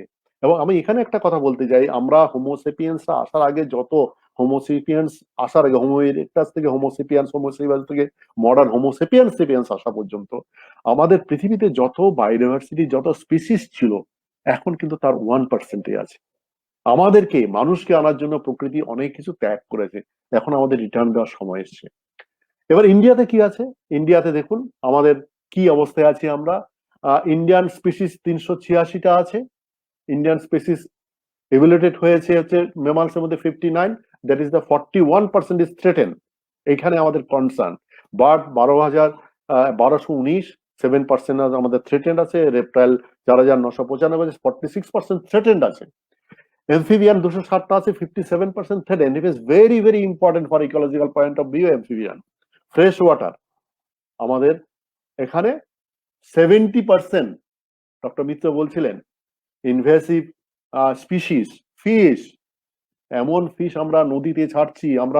আমরা শুধু ইকোনমিক্যাল পয়েন্ট অফ ভিউ দিয়ে, মানুষের পেটের কথা ভেবে, আমার ইকোলজিক্যালি, বায়োলজিক্যাল, আমার রিভার ইকোলজি, পন্ড ওয়েটল্যান্ড ইকোলজি, আমরা এমন কিছু হাইব্রিড মাছ, যেমন মাগুর আছে, তেলেপিয়া আছে, এরকম অনেক, প্রায় 10 রকম ভ্যারাইটি আছে মাছের, যারা ইনভেসিভ, যারা হলে অন্য কিছু হয় না। তাহলে মাছের অবস্থা খুব খারাপ। আর মাছ, fish is indicator of water quality. আমি আসছি এবার ফিউ ইম্পর্টেন্ট আসপেক্ট আমাদের কি কি আছে হটস্পট, যেটা আমি একটু আগে বলেছিলাম। আমার ইউএপি রিপোর্ট 96, এখন এটা বেড়েছে আরো। যে আমি একটা বেঞ্চমার্ক নিয়ে আমি আর পাইনি, এটা রেখেছি। এখন 45,000 প্ল্যান্ট স্পিসিস আমাদের আছে, 81,000 অ্যানিমেল স্পিসিস আছে, এটা 7% of world's flora and 6.5% of world's flora হচ্ছে আমাদের ফনা। 99 একটু বেড়েছে, 49 আবার কিছু ইনভেনশন ডিসকভারি হয়েছে, 49,219, representing 12.5% of global flora and 80,251 animal species। এবং এর মধ্যে অনেকগুলোই আমাদের এই যেটা আমাদের প্রপোজে উনি বললেন যে বায়োস্ফিয়ার রিজার্ভ, বা আমাদের এখানে যে হটস্পট গুলো আছে, বা আমাদের যেখানে যে বায়োস্ফিয়ার রিজার্ভ গুলো আছে, সেখানে আমাদের যে বায়োডাইভার্সিটি রিজার্ভ গুলো আছে বা পিএ গুলো আছে, সেখানে আমাদের আছে। আরেকটা কথা হচ্ছে, আমাদের এখানেও কিছু কিছু আছে সেক্রেট গ্রুপস। আমাদের সেক্রেট গ্রুপস অনেকগুলো আছে, যেগুলোতে আমাদের অনেক কমিউনিটি যেটা রক্ষা করে, সেখানেও আমাদের অনেক কাজ আছে। আমরা কেউ রিজন বাই রিজন, বুদ্ধিস্ট আছে, হিন্দুইজম আছে, তারা রক্ষা করে, সেখানেও একটা ডাইভার্সিটি আছে, সেটাও আমাদের এখানটাও আছে। আমাদের এখানে স্পিসিস তো আলোচনাই হলো আমাদের। থার্ড ডেজার্ট আমাদের ইন্ডিয়াতে একটা জিনিস আছে, আমাদের থার্ড ডেজার্ট, সেটাও একটা হটস্পট আছে। আমাদের রিজন আছে, ডাইভার্সিটি, বায়োডাইভার্সিটি আমাদের রিজন আছে। আমাদের টোটাল কেন আমরা ন্যাশনাল পার্ক করি, বায়োস্ফিয়ার রিজার্ভের আগে কেন আমরা ওয়াইল্ড লাইফ স্যাংচুয়ারি করি, সেটা কারণ হচ্ছে, সেটা আমরা আলোচনায় আসবো। 89 ন্যাশনাল পার্ক, 405টা ওয়াইল্ড লাইফ স্যাংচুয়ারি করেছি, যাকে আমরা প্রোটেক্টেড এরিয়া বলি। চিরকালেক একটা দারুণ ওয়েটল্যান্ড, যেটাকে আমরা এর মধ্যে রেখেছি। নেক্সট আছে এবার অ্যানুয়াল রিপোর্ট, যেটা আমাদেরকে দেখাচ্ছে 2021 ministry of environment and forest climate change, যেটা বলছে আমাদের এবছরে আমরা স্পিসিস আবার আইডেন্টিফাই, এখন বললাম না প্রচুর স্পিসিস আইডেন্টিফাই করা হয়নি আমাদের, 6,677 স্পিসিস আমরা আইডেন্টিফাই করছি। নিউ ডিসকভার 118টা, ইনক্লুড 4 এমফিবিয়ান, 6 রেপটাইল। আমাদের বিএসআই জেডএসআই মিলে যেটা আজ পর্যন্ত যেটা করেছে স্পিসিস আমাদের যেটা হয়েছে 1,21,061, নিউ ডিসকভারি 5,054, ডিসকভারি ইন আমাদের এই বছরে যেটা করেছে 118, যেটা একটু আগে বললাম। সায়েন্সের মধ্যে আমাদের 23টা প্ল্যান্টস এসছে নতুন, আমাদের কাছে নিউ ফ্লোরা অ্যাড হয়েছে, ইন্ডিয়ান ফ্লোরাতে 10টা এসছে, এবং যেটা প্রায় 2 সেঞ্চুরি পরে হয়েছে, দুটো আমাদের এখানে হয়েছে। তার মধ্যে আমরা দেখাবো, আমি এখানে যেটা একটা আমাদের এই আমাদের এই যেটা ল্যান্ডস্কেপ আছে সিঙ্গালীলা আমাদের সিকিম থেকে দার্জিলিং থেকে বাক্সা, সেখানের মধ্যে একটা এন্ডেমিক আমরা পেয়েছি। এই যে এপিবোলিয়াম ট্রাইকোফাইলাম, এই সাবসটি এটা 175 বছর পরে আমাদের এই ল্যান্ডস্কেপে পাওয়া গেল। আমাদের দার্জিলিং এ এখনো পেয়ে যায়, এটা আমরা আমাদের লাচুং বলে একটা জায়গা আছে সিকিমে, এই পাশাপাশি আমাদের এটা চলছে, আমাদের বিজ্ঞানীরা চালাচ্ছে যে অ্যালটিটিউডে আমাদের এখানটা আছে কিনা, কিন্তু আমাদের কাছাকাছি জায়গায় এটা পেয়েছি এপিবোলিয়াম ট্রাইকোফাইলাম। এটা একটা আমাদের যেটা রিডিসকভার হয়েছে, আমরা ভাবছিলাম হারিয়ে গেছিল, এটা কিন্তু পাওয়া গেল আমাদের এই পাশাপাশি রাজ্যে। আমরা এটার সাথে আমি যুক্ত আছি, ডক্টর এপিডি আমাদের নর্দার্ন ইউনিভার্সিটি ডক্টর চন্দা ঘোষ এর সাথে আমাদের ছিল। নিটাম মন্টেনাম এটা এনজিওস্পাম, এটা অনেকদিন রেকর্ডেড হয়নি, প্রায় 1903 সালের পর থেকে এটা পাওয়া যাচ্ছিল না, এটা এখন প্রচুর পরিমাণে আমাদের এখানে পাওয়া যাচ্ছে। এটা মিলিয়ন ইয়ার্স ওল্ড প্ল্যান্ট, এটাও endemic to this area, Baksa, Mahananda, Gorumara, Chapramari এইসব জায়গায় থাকে। এটা আমরা একসাথে সার্ভে করে এটা আমরা পেয়েছিলাম, এটা আমার ছবি তোলা আছে। নিটাম মন্টেনাম এটা এটা আমাদের পুরনো আমলে 1903 সালের পর থেকে এটা আমরা ভাবছিলাম পাওয়া যাচ্ছে না।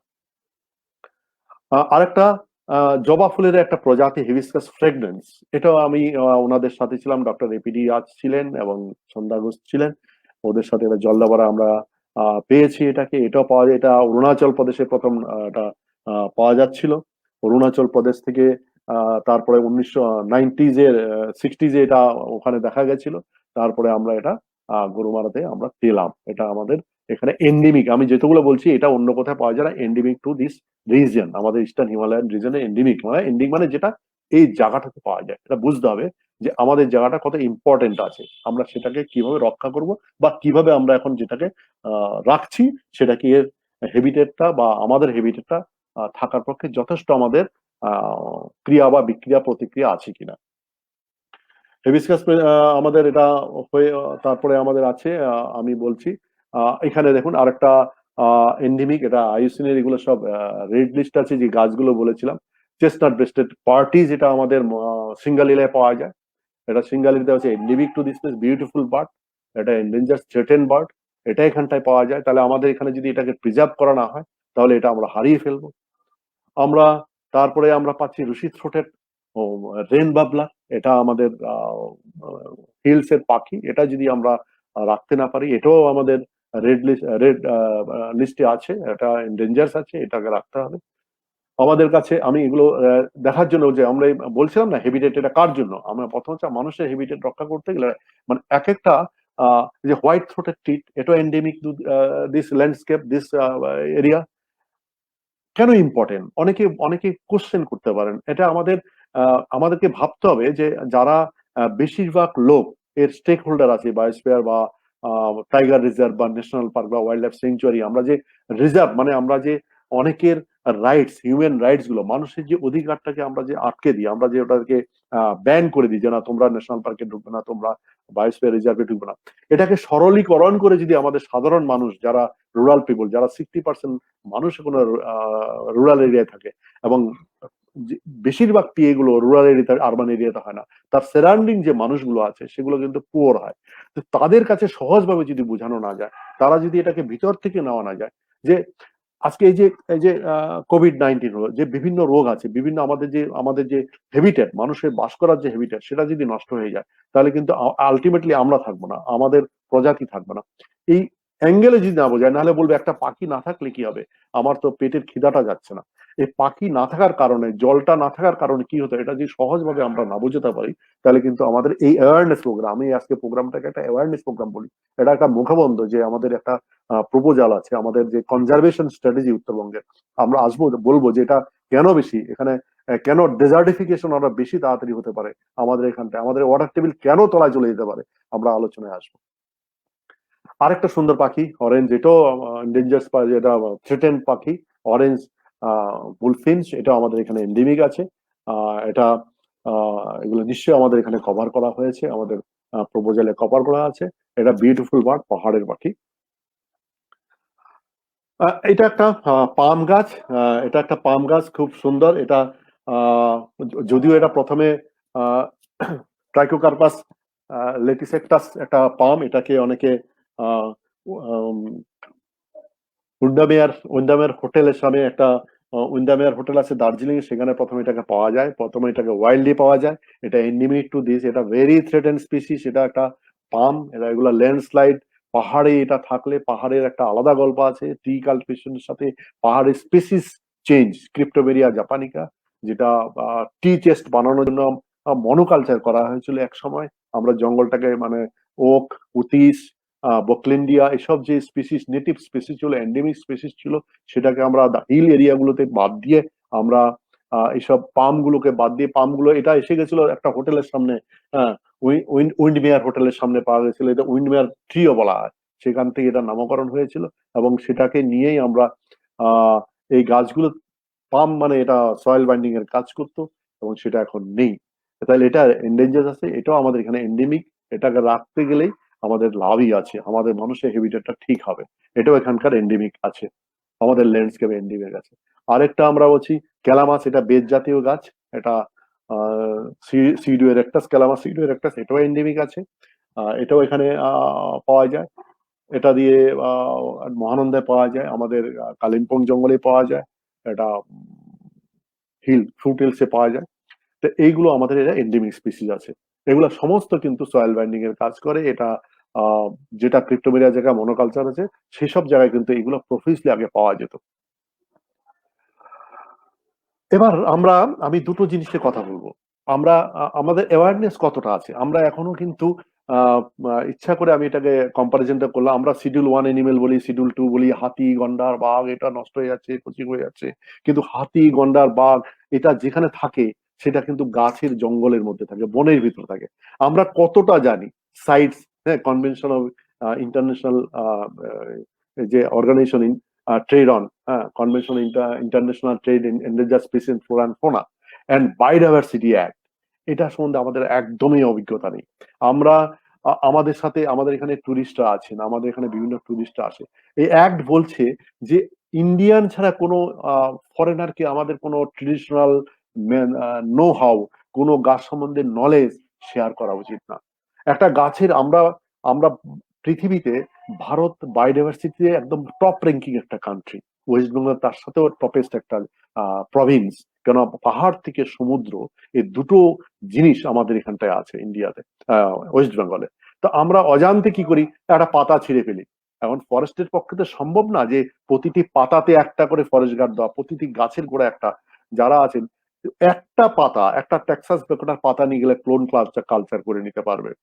বায়োডাইভার্সিটি যে অ্যাক্ট আছে তাতে কিন্তু বলা আছে যে কোনো ফরেনারকে কোনো কিছু দেওয়া যাবে না। এবং এনিমেলের ক্ষেত্রে যে শিডিউল করা আছে, সাইটস এর একটা অ্যাপেন্ডিক্স করেছে, অ্যাপেন্ডিক্স 1, অ্যাপেন্ডিক্স 2, অ্যাপেন্ডিক্স 3, অ্যাপেন্ডিক্স 4। আমাদের কিন্তু এই বিষয়ে কারো নলেজ নেই যে আমাদের এখান থেকে কত জিন পুল চলে যাচ্ছে, কত কি চলে যাচ্ছে, কত এনিমেল চলে যাচ্ছে, কত গাছের আমাদের রাইট হারিয়ে ফেলছি। তো আমাদের এটা চলে গেলে আমাদের এটার যে ওয়েটেজ, যেটা এন্ডেমিক, আমাদের এন্ডেমিজম, সেটা এখন কালচার করে নিল, তা আমাদের থাকলো না। আমি কয়েকটা আপনাদেরকে দেখাবো, কয়েকটা যেটা সাইটের, যেটা আমাদের আছে, যেটা অ্যাপেন্ডিক্স আছে, যেটা ট্রেড করা যায় না, ইন্টারন্যাশনাল ট্রেড করা যায় না, ট্রেড করলে ধরা উচিত, যেটা আমাদের পক্ষে সম্ভব হয় না ধরা। এটা অ্যাওয়ারনেস এর জন্য আমাদের দরকার আছে। যেমন ব্লু ভান্ডা, এটা এটা সবাই জানবেন, ব্লু ভান্ডা অ্যাপেন্ডিক্স 1 আছে, এটা একদমই ব্যান্ড। এটা আমরা, এটা আমাদের পাহাড়ে পাওয়া যায়, আমাদের নেওড়া ভ্যালিতে পাওয়া যায়, কিছু কিছু জায়গায়। আমাদের এই স্পেসিসটা যারা যায়, এটাকে কোনো মতেই কাউকে যদি দয়া করে হোক যে কোনো ভাবে ওটা দেওয়া যাবে না। রেড ভান্ডা, এটা আমাদের এদিকে আছে, আমাদের এই মানে আমাদের সিঙ্গলীলা থেকে মেঘালয়, এই ল্যান্ডস্কেপের মধ্যে এগুলো পাওয়া যায়, এখান দিয়ে ট্রেড হয়। শিলিগুড়ি একটা মেইন পয়েন্ট এসব ট্রেডের, এটা আমাদেরকে নজরে রাখতে হবে। এটাও সাইটের অ্যাপেন্ডিক্স। আমি এই জন্য এনিমেলে গেলাম না, আমি ফোরাতে গেলাম। আরেকটা লেডি স্লিপার, এটা লেডি স্লিপার অনেকগুলো ভ্যারাইটি আছে, আমি একটা ছবি দিলাম, একটা ভ্যারাইটি আছে লেডি স্লিপার, একটা গ্রুপ আছে আমাদের অর্কিডের, সেটাও কিন্তু অ্যাপেন্ডিক্স 1 পড়ে, জেল হবে এটা ট্রেড করলে, এটা নন ভেলেবল হতে পারে। তো এটা আমাদের অ্যাওয়ারনেসে নেই, একটা আমরা নিয়ে যাচ্ছে, আমরা ধরতে পারি না, বলতে পারি না, এটা টোটাল অ্যাওয়ারনেসের দরকার আছে আমাদের ল্যান্ডস্কেপের ইম্পর্টেন্স, ওয়েটেজ বজায় রাখতে গেলে। আরেকটা অ্যাপেন্ডিক্স 2, আমরা এটা জানেন আপনারা, এটা জঙ্গলে পাওয়া যায়। এখন অনেকে বন দপ্তর থেকে পারমিশন নিয়ে আমরা এটা সাইটস এর পারমিশন নিয়ে এটা দিই, ডায়েস করিয়ে আমরা এলিফ্যান্ট ফুড বলে বিভিন্ন মেডিসিনাল প্ল্যান্ট, এটাও আমাদের অ্যাপেন্ডিক্স আছে, সাইটস অ্যাপেন্ডিক্স 2 তে আছে। আমাদের রাউলফিয়া সর্বগন্ধা জানেন, এটাও অ্যাপেন্ডিক্স 2 তে আছে, এটা আমাদের জঙ্গলে পাওয়া যায় এবং এটা আমাদের অনেককে আমরা লিমিটেড ওয়েতে তাকে কাল্টিভেশন করতে দেওয়া হয় মেডিসিনের জন্য, আমাদের বিভিন্ন কোম্পানিগুলো নেয়। এটাও যদি আমাদের মানে বন দপ্তরের বা সাইটের সার্টিফিকেট ছাড়া না হয় তাহলে এটা টোটালি ব্যান, এটা করা যায় না। এবার রিসেন্ট ইস্যুস অন বায়োডাইভার্সিটি আমাদের কি কি আছে, আমার বক্তব্য যেটা আছে যে এতক্ষণ যেটা বলছিলাম যে সাম 75% of the genetic diversity of crops, plants have been lost in past century.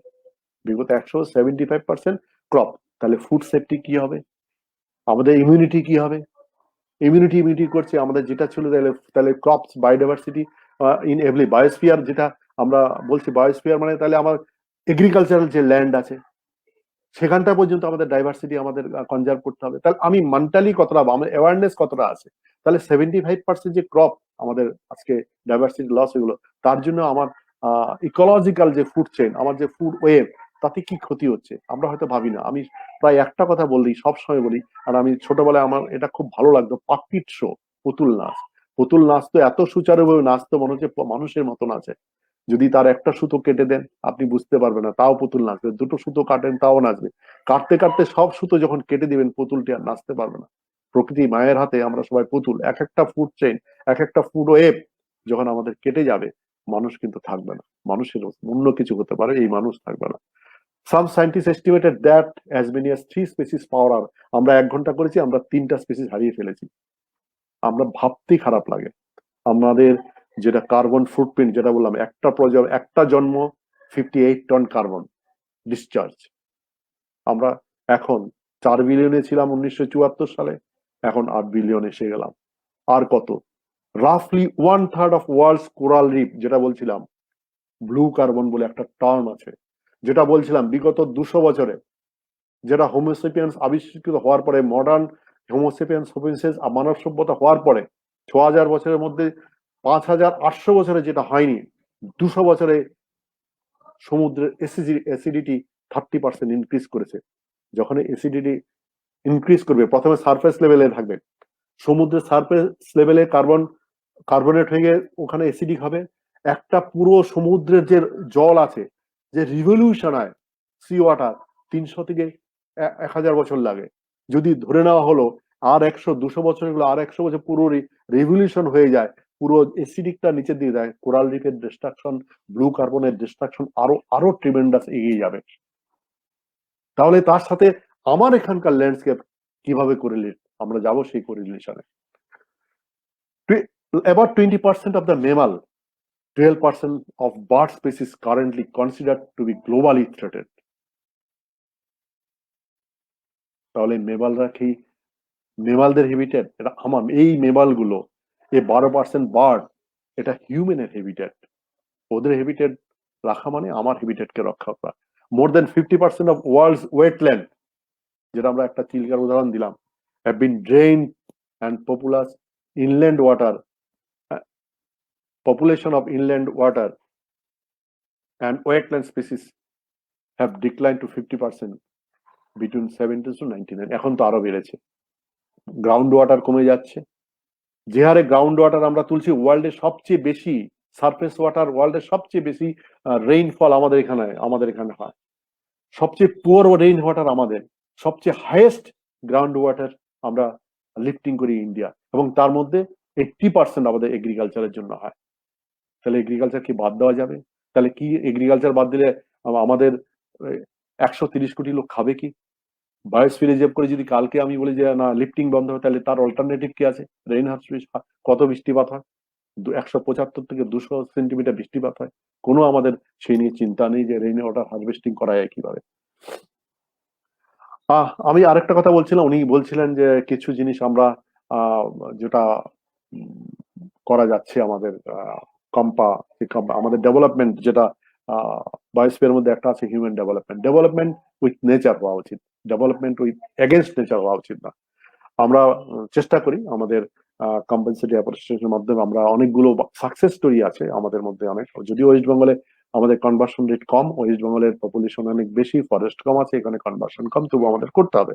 Human মানুষকে বাঁচাতে গেলে কিছু কিছু ডেভেলপমেন্ট কাজ হবে যেটা প্রকৃতিকে দিয়ে করতে হবে। তাহলে এফএসআই যেটা যেটা 2019 সালে বলছিল আমাদের tree cover compare to 2017 1212 square kilometre বেড়েছে।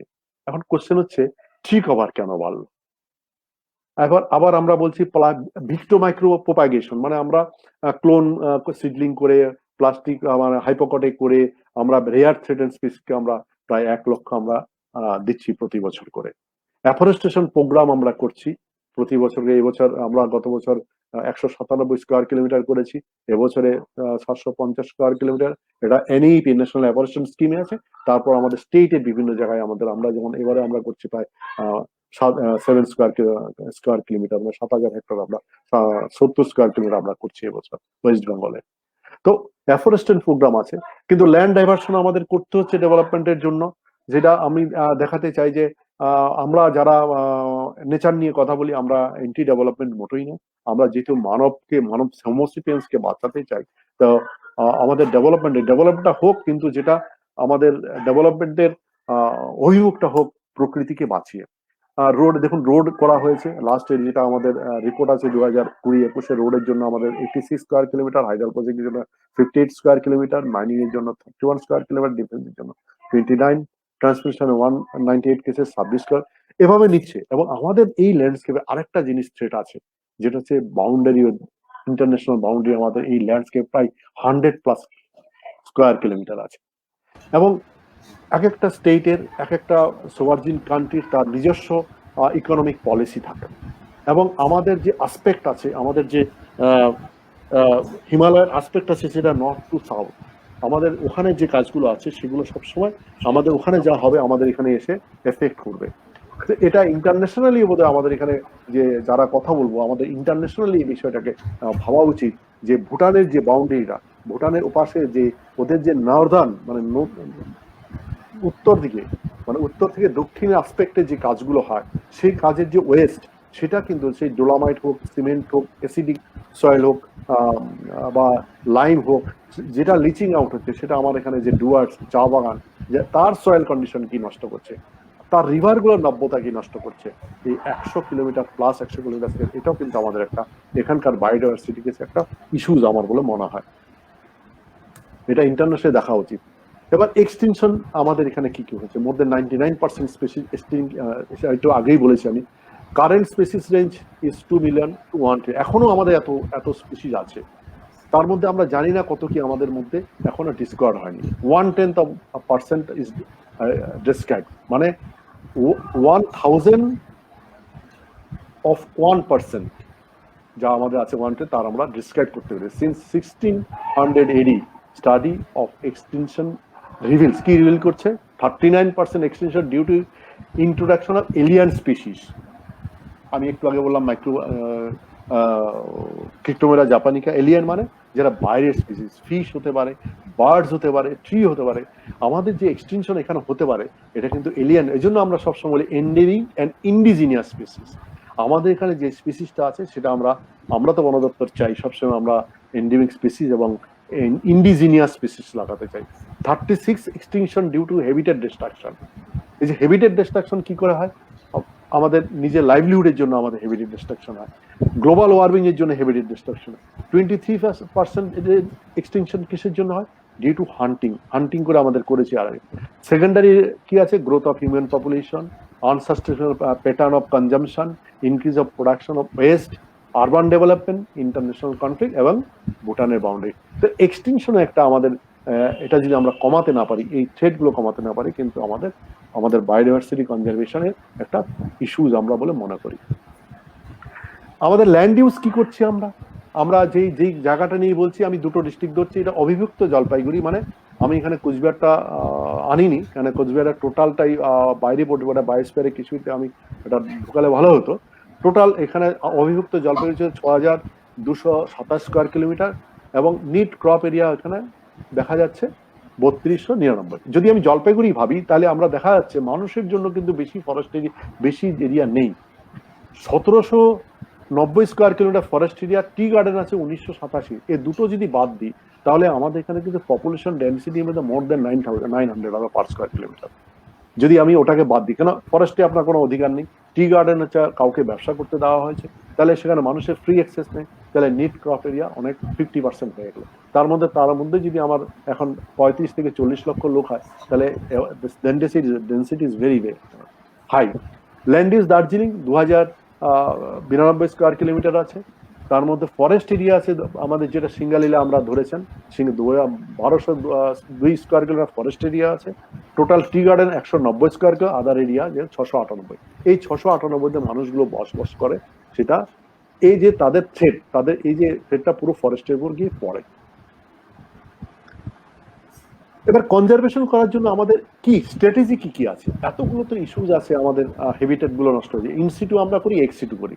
সেক্রেট গ্রুপস আমরা বলেছিলাম, যেটা রিলিজিয়াস পার্সনরা করে, বায়োস্ফিয়ার রিজার্ভ, যেটার জন্য আমাদের বিজ্ঞান মঞ্চ চেষ্টা করছেন, আর national park wildlife sanctuary, যেটা আমরা অলরেডি করেছি। তারপর টেরেস্ট্রিয়াল মেরাইন, এই টেরেস্ট্রিয়াল যে ফরেস্ট আছে, মেরাইন যে ওয়েটল্যান্ড গুলো আছে, তাতে আমরা কনজারভেশন করি। এক্সিটু কি করতে পারি? সার্কেল প্ল্যান হোম গার্ডেন আমরা করতে পারি, সিড ব্যাংক বা জিন ব্যাংক এটা আমরা বানাতে পারি, বোটানিক্যাল গার্ডেন, জুলজিক্যাল পার্ক, হ্যাঁ, অ্যাকোয়ারিয়াম, এগুলা করতে, অ্যাকোয়ারিয়া করতে পারি আমরা। হ্যাঁ, এইটা দিয়ে আমরা এই প্ল্যানটাকে, এটা আমরা প্ল্যান করে আমাদের এখানে Baksa national park, tiger reserve থেকে আমরা যেগুলো আছে আমরা দেখবো। এভাবে আমরা কিন্তু, এভাবে যদি আমি কনজারভেশন পুরোটা না করে আস্তে আস্তে, যে আমরা ন্যাশনাল পার্ক সেঞ্চুরি করেছি, টেরিস্ট্রিয়াল রিজার্ভ করেছি, কিছুটা আমরা এখানে ওয়েটল্যান্ড, আমাদের এখানে রসিক বিল বলে একটা আছে, আমাদের এখানে কিছু একটা ওয়েটল্যান্ড বডি আছে, আমাদের এখানে আরেকটা বনবিত আমাদের হয়েছে একটা, গাজলডাবাদে একটা আমাদের ওয়েটল্যান্ড, এখানে একটা অর্ডার হয়েছে সেঞ্চুরি। এবার ওয়েটল্যান্ড আমরা কিছু করছি, তারপরে স্টেপে যে বায়োস্ফিয়ার রিজার্ভে আমরা যেতে পারি কিনা দেখবো। কি আছে আমি এটা হিসাব দিই। মেড বায়োডাইভার্সিটি কনজারভেশন, আমাদের যেটা বায়োস্ফিয়ার, যেটা ল্যান্ডস্কেপ আছে, কি আছে। বক্সাতে আছে টোটাল 760 স্কোয়ার কিলোমিটার, অলরেডি এটা প্রোটেক্টেড এরিয়া। এটা মানুষের রাইটস আমরা এখানে বিশেষভাবে গণ্য করি না, লিগালি গণ্য করি না, ইলিগালি অনেক কিছু হতে পারে। Jaldapara national park 216 square kilometre, Gorumara 80 square kilometre almost, Chapramari 9 square kilometre, Neora valley 159, Neora valley বেড়েছে কালিম্পং এর কিছু জায়গা নিয়ে, মহানন্দা 158, সিঞ্চল 38, সিঙ্গলীলা 78, টোটাল আমাদের 1600 টোটাল ল্যান্ডস্কেপ, মানে প্রায় 8,000 স্কোয়ার কিলোমিটার টোটাল। যদি দার্জিলিং, জলপাইগুড়ি, কুচবিহারে আরো যদি ধরা যায় আরো কিছুটা এরিয়া, বা দার্জিলিং জলপাইগুড়ি, অভিযুক্ত জলপাইগুড়ি দার্জিলিং নিয়ে মোটামুটি 6,200, এদিকে 2,000, 8,200 স্কোয়ার কিলোমিটার মধ্যে অলরেডি আমাদের প্রোটেক্টেড এরিয়া বা বায়োডাইভার্সিটি রিজার্ভ 1,625 স্কোয়ার কিলোমিটার কিন্তু আমাদের হাতে আছে। এটা হচ্ছে আসল আমাদের ম্যাপ। এই ম্যাপটা দেখলে ব্রেইনটা আমাদের খারাপ হয়ে যায়। এই ম্যাপটা দেখলে বোঝা যায়, যেটা বলেছে দ্বীপের মতো, মানে মানুষের সমুদ্রের ভিতরে এই সবুজ সবুজ এই চা বাগান গুলো আছে, তার মধ্যে চা বাগান, ফরেস্ট এরিয়া গুলো আছে। আমাদের এই ল্যান্ডস্কেপে যে মানুষের পপুলেশন, এই যেটা কালার করা আছে, সেটা বাদ দিলে, নিচের কুচবিহারটা যদি বাদ দিই, তাহলে জলপাইগুড়ি, দার্জিলিং এ মানুষের বসবাসের জায়গা খুব কম। তাহলে মানুষ যে আপনার ডিপেন্ডেন্সি ফরেস্ট রিসোর্সের উপর খুব বেশি হয়ে পড়ে। তাই যেটুকু এখন রিজার্ভ ফরেস্ট আছে, আমি রিজার্ভ ফরেস্ট যেটা আছে সেটাকে নিয়ে পুরো ল্যান্ডস্কেপ ওরিয়েন্টেড যদি আমাদেরকে করতে হয়, তাহলে আমাদের অনেক কিছু লাইফস্টাইলের পরিবর্তন আনতে হবে, আমাদের অনেক কিছু ত্যাগ করতে হবে বায়োস্ফিয়ার রিজার্ভ করতে গেলে। আমরা ন্যাশনাল পার্ক সেঞ্চুরি গুলোকে যখন আমরা রিজার্ভের কথা বলি, করিডোরের কথা বলি, আমরা এখনো সেই জিনিসটা আনতে পারিনি, সেই অ্যাওয়ারনেসটা আমাদের মধ্যে এখনো আসেনি, সেই সোশ্যাল সিম্পেথিটা আমাদের মধ্যে আসেনি কনজারভেশন নিয়ে। আমরা এখনো নিজেকে প্রশ্ন করি না যে আমার বাড়িতে যে ফ্রেমটা লাগাচ্ছি কাঠের, সেটা কি সঠিক কাঠ না বেঠিক কাঠ। আমরা কাঠ মানে কাঠ বুঝি, আমরা এখনো বুঝি না ট্রি কভার কাকে বলে, ফরেস্ট কভার কাকে বলে। যে ল্যান্ডটা, যে ফরেস্টটা ফরেস্ট ল্যান্ডে আছে, মনে রাখতে হবে সেটা নন রিনিউয়েবল রিসোর্স, ফসিল ফুয়েলের মতো।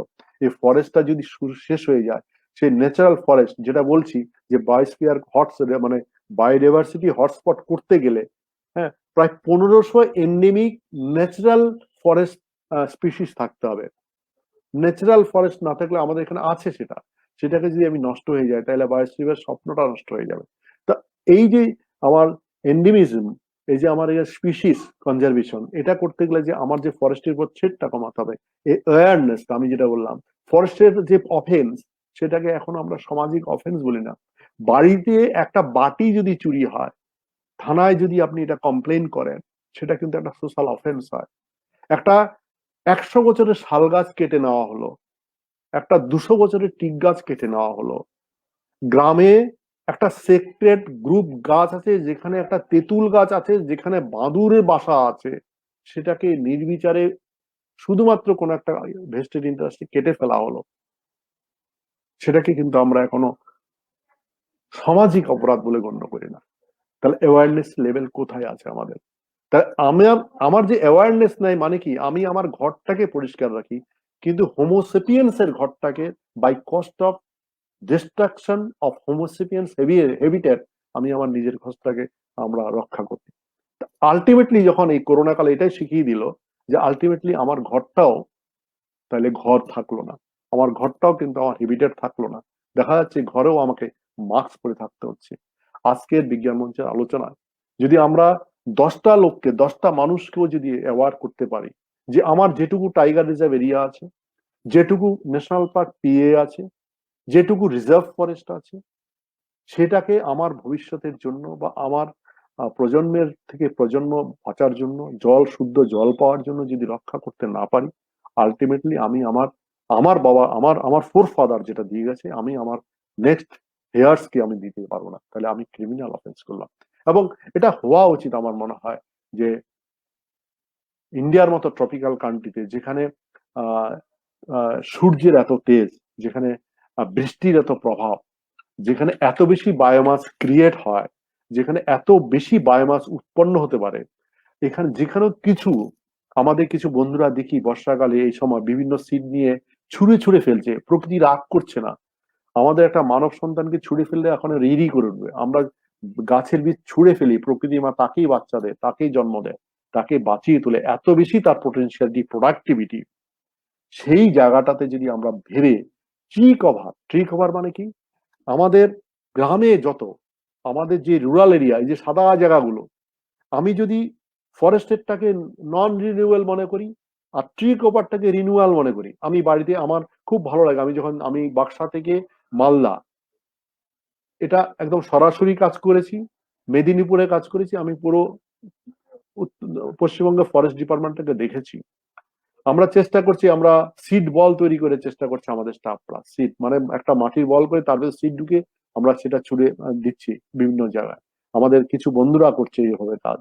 তো এই ট্রি কভার আর ফরেস্ট কভার আমাদের পশ্চিমবঙ্গে লাস্ট 2-3 ইয়ার্সে আমাদের প্রায় ট্রি কভারে বেড়েছে 0.3%। কি করে সম্ভব?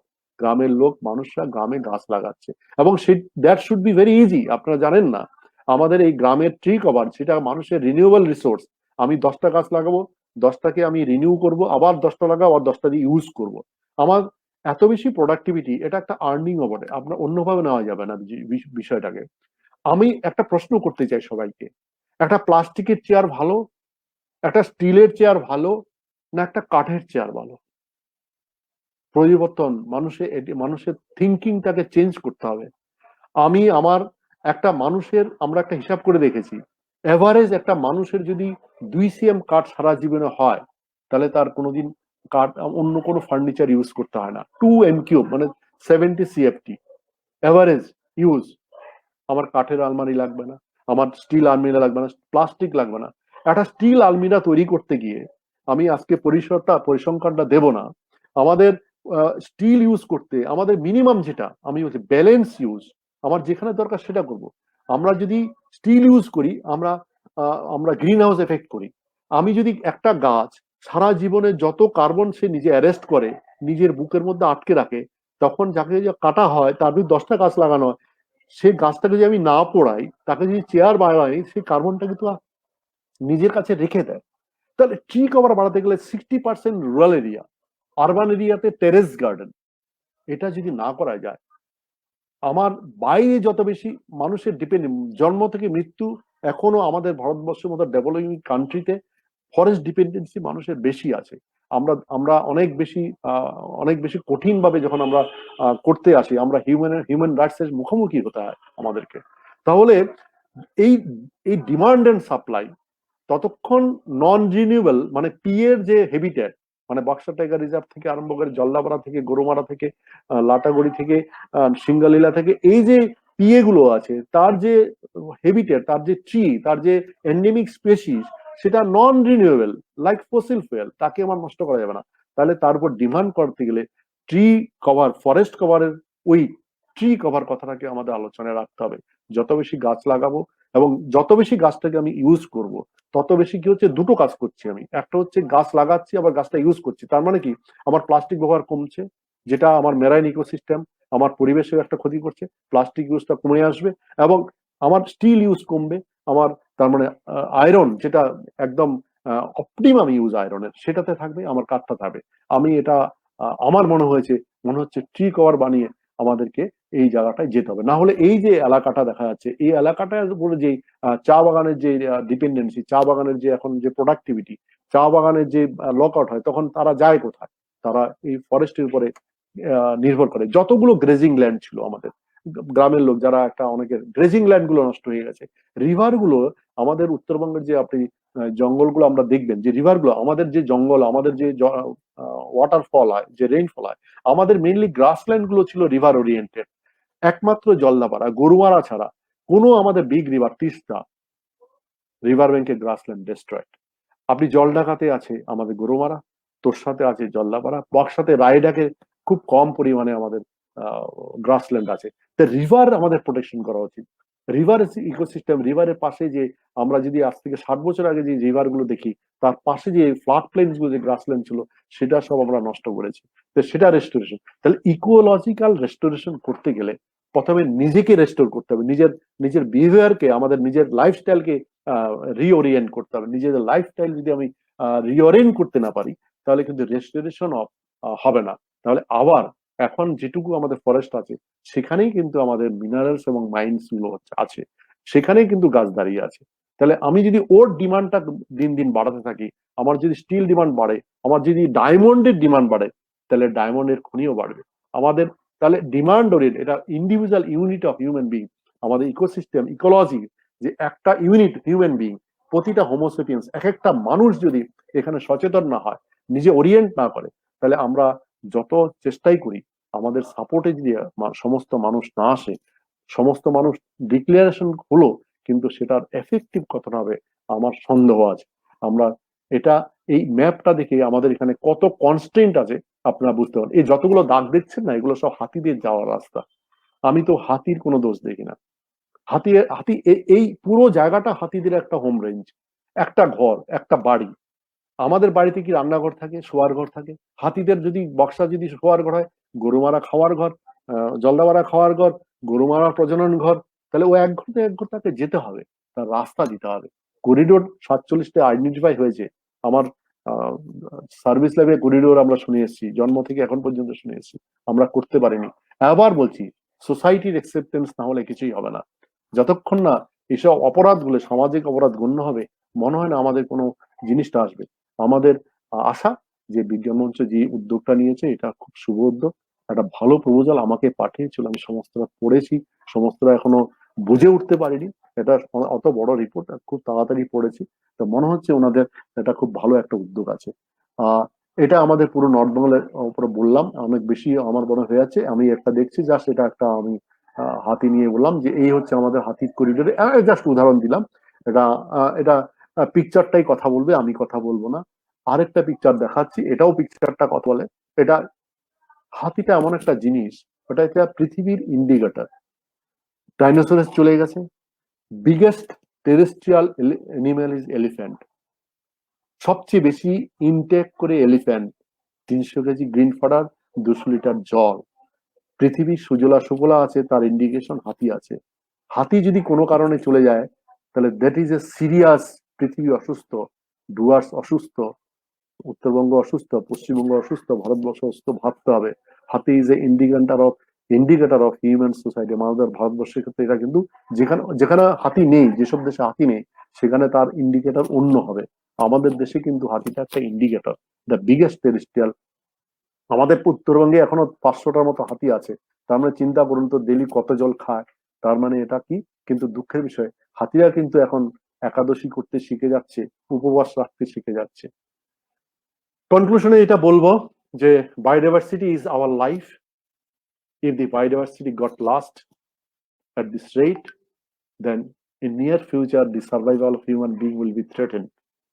করোনা কিন্তু একটা ধাক্কা দিল, থার্ড ওয়েভ আসা বাকি আছে। So it is our moral duty to conserve biodiversity as well as our environment. Long-term maintenance of species and their management requires cooperative effort, যেটা আমাদের বিজ্ঞান মঞ্চ করছেন। আজকে এতটা সময়, মানুষের জীবনের সবচেয়ে ভ্যালুয়েবল জিনিস হচ্ছে সময়, আমরা এতটা সময় দিলাম across entire landscape. Biodiversity should be dealt with at scale of habits or ecosystem rather than at species level. খালি একটা গন্ডা, একটা হাতি, একটা বাঘ নয়, আমাদের হ্যাবিটেট অনুযায়ী আমাদের দেখতে হবে। Thank you, help to conserve biodiversity. এখানেই আমার প্রেজেন্টেশনটা শেষ করলাম। যদি এই বিষয়ে কোনো কথা হয় ওপেন ফোরামে আমরা কথা বলবো। আমি স্পিকারিংটা স্টপ করলাম। Thank you.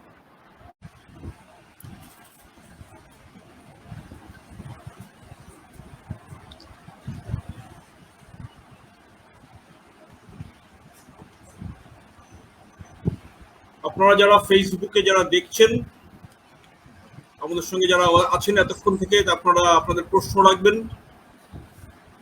ফেসবুকে প্রশ্ন রাখবেন, আমরা আপনাদের প্রশ্নগুলো উত্তর দেওয়ার চেষ্টা করব। যদি আজকে উত্তর দেওয়া সম্ভব নাও হয় তাহলে আগামীতে আমরা আপনাদের কাছে উত্তরটা পৌঁছে দেবো।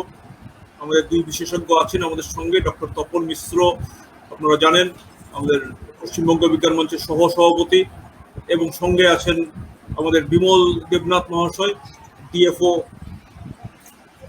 আমাদের ভূমি সংস্করণ বিভাগ, জলপাইগুড়ি।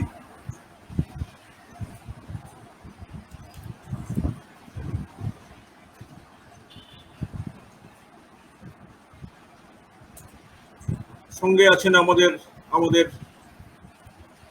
কুচবিহার জেলার সহসভাপতি, কার্যকরী সভাপতি নির্মল কুমার দে মহাশয়, এবং আমাদের কুচবিহার জেলার সম্পাদক অসীম সাহা মহাশয়।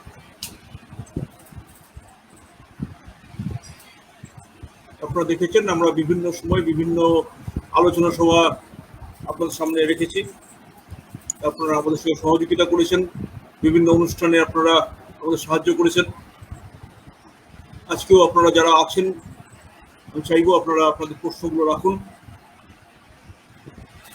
আমরা এক্ষুনি আমাদের প্রোগ্রামটা শুরু করছি। একটু স্ক্রিন শেয়ারে একটু সমস্যা হচ্ছে, আমি চাইবো ততক্ষণে আমাদের সঙ্গে আছেন নির্মল কুমার দে মহাশয়, উনি যদি দুটো কথা বলে ফেলেন তাহলে ততক্ষণে আমরা স্ক্রিন শেয়ার করার চেষ্টা করব।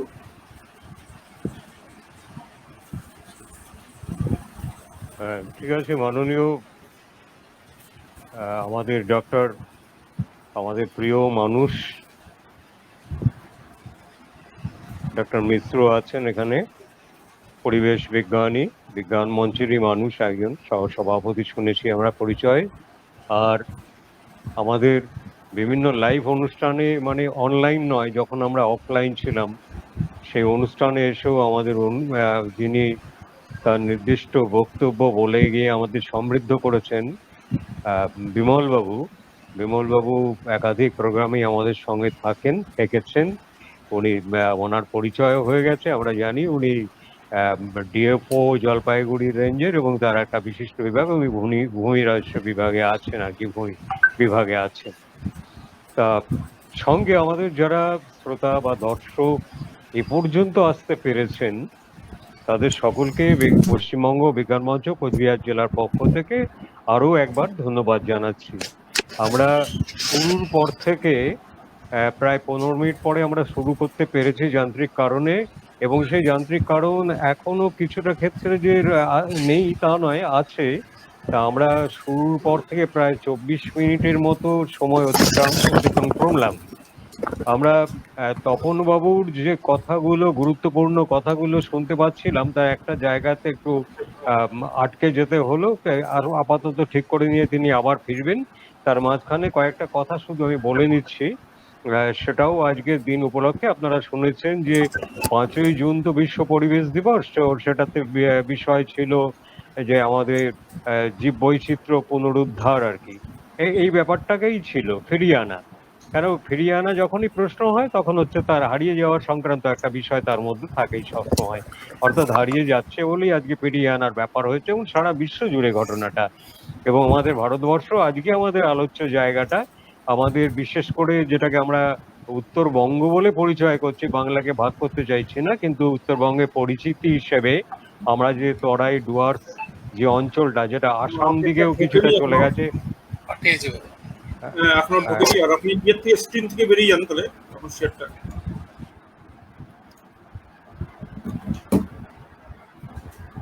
তা নির্মলবাবু প্লিজ চালিয়ে যান আচ্ছা আপনি। হ্যাঁ, আচ্ছা আচ্ছা আচ্ছা আচ্ছা। আমাদের যে ভুটান পাহাড় আছে, জয়ন্তী পাহাড় আছে, এবং এই রেঞ্জের যে পাহাড়গুলো গেছে তিস্তা নদীর এই পর্যন্ত, তার নিচে যে সমতল অঞ্চলটা যেটা তরাই অঞ্চল আমরা বলছি, এবং তার সঙ্গে জলপাইগুড়ি এবং আলিপুরদুয়ার এবং আসামের কিছু অংশ মিলে আমাদের এই অংশটা একটা ডুয়ার্স অঞ্চল বলে খ্যাত আছে, যেখানে মুখ্যত বেশ কিছু আমরা জানি অন্তত প্রায় 4টে তো আমাদের এদিকেই আছে, এই রাজ্যেই আছে 4টে ন্যাশনাল পার্ক সেখানে আছে। তো সেগুলোর নামও আপনারা জানেন, জলদাপাড়া গরুমারা রয়েছে, একটু ওপর দিকে রয়েছে নেওড়া ভ্যালি, আছেন সিঙ্গালীলা, তারপরে আর একটু আসামের দিকে গেলে আছে মানস, আছে মানস যেটা ন্যাশনাল পার্ক।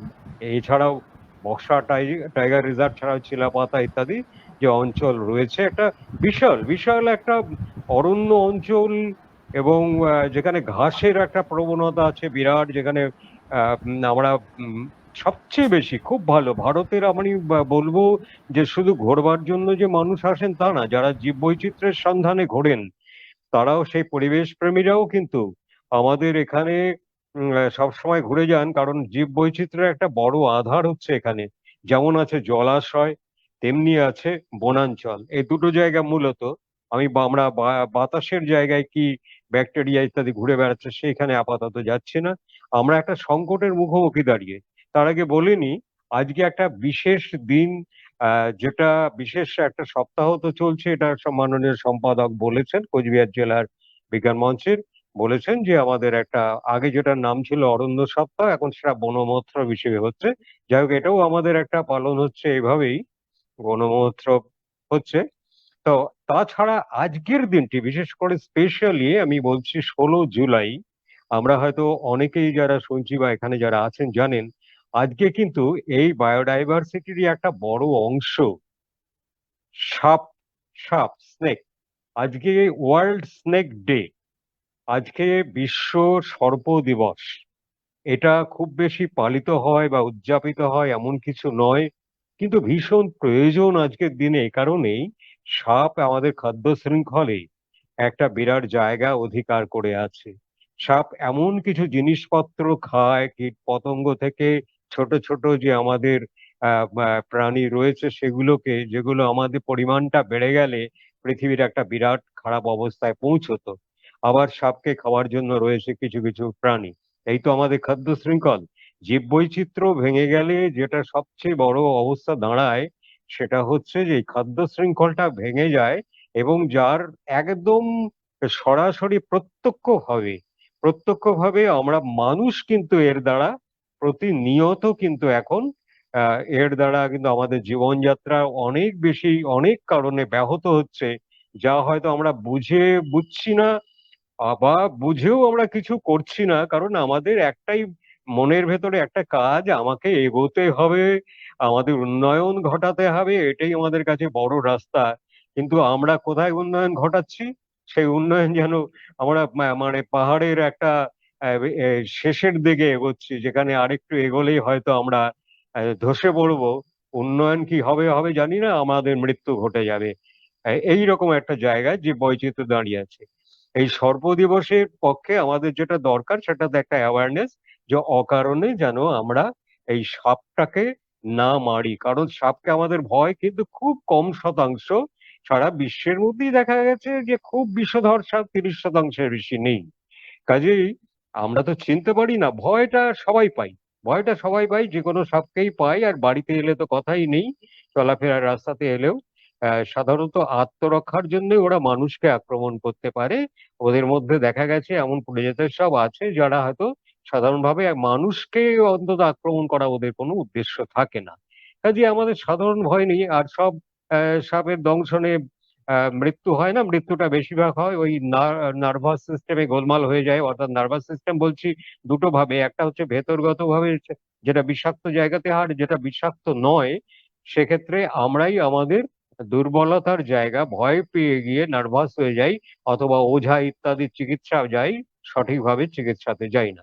যাই হোক, এই বিষয়ে বলছি না, আমরা অকারণে মারি না। যারা আমরা দেখেছি সর্পপ্রেমী, যারা সাপটাকে ধরতে পারেন তারা কিন্তু খুব কাছাকাছি, কারণ হ্যাবিটেট বলে একটা ব্যাপার আছে, তার একটা পরিবেশ দিতে হয় সাপটাকে।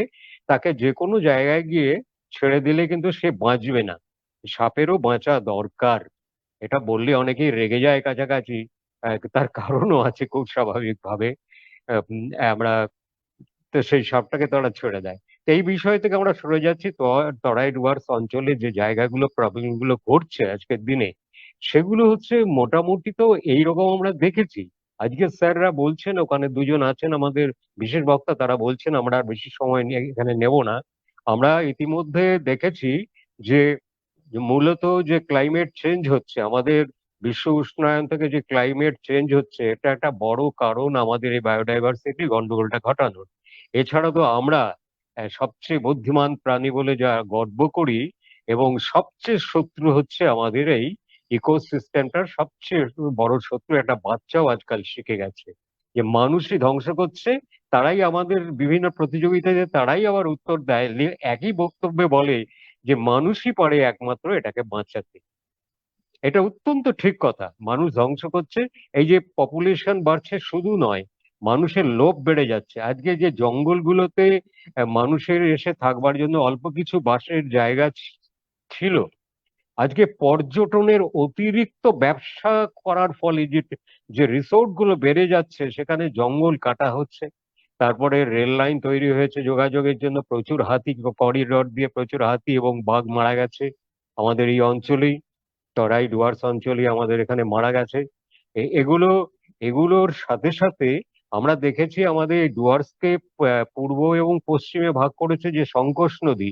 এইরকম প্রচুর পাহাড়ি নদী আছে যাদের গতিপথকে বন্ধ করে দিয়ে নানা রকম কাজকর্ম করার চেষ্টা হচ্ছে।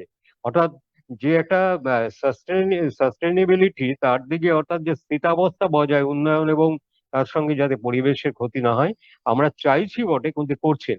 স্যার বললেন, আমাদের তপনবাবু বললেন যে আমাদের প্যারিস চুক্তির ব্যাপারটাতে অত্যন্ত গুরুত্বপূর্ণ একটা চুক্তি 2015-তে সম্ভবত হয়েছিল, কিন্তু ওখানে মূল যে দেশটি আমেরিকা, একটা সবচেয়ে বড় দেশ, যেখান থেকে সবচেয়ে বড় দূষণের জায়গা তৈরি হয়, শিল্প রয়েছে, তারা ওই চুক্তি থেকে সরে যাচ্ছে।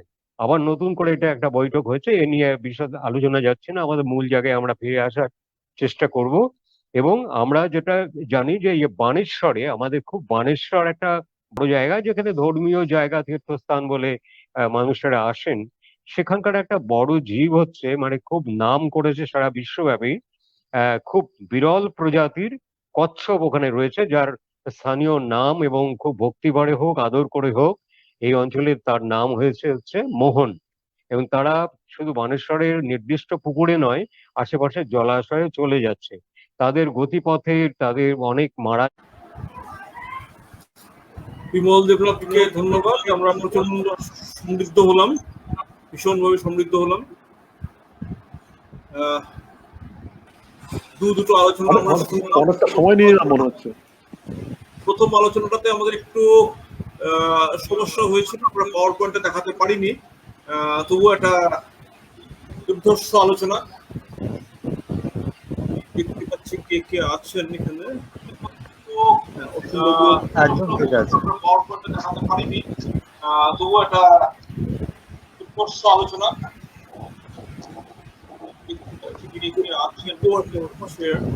হ্যাঁ হ্যাঁ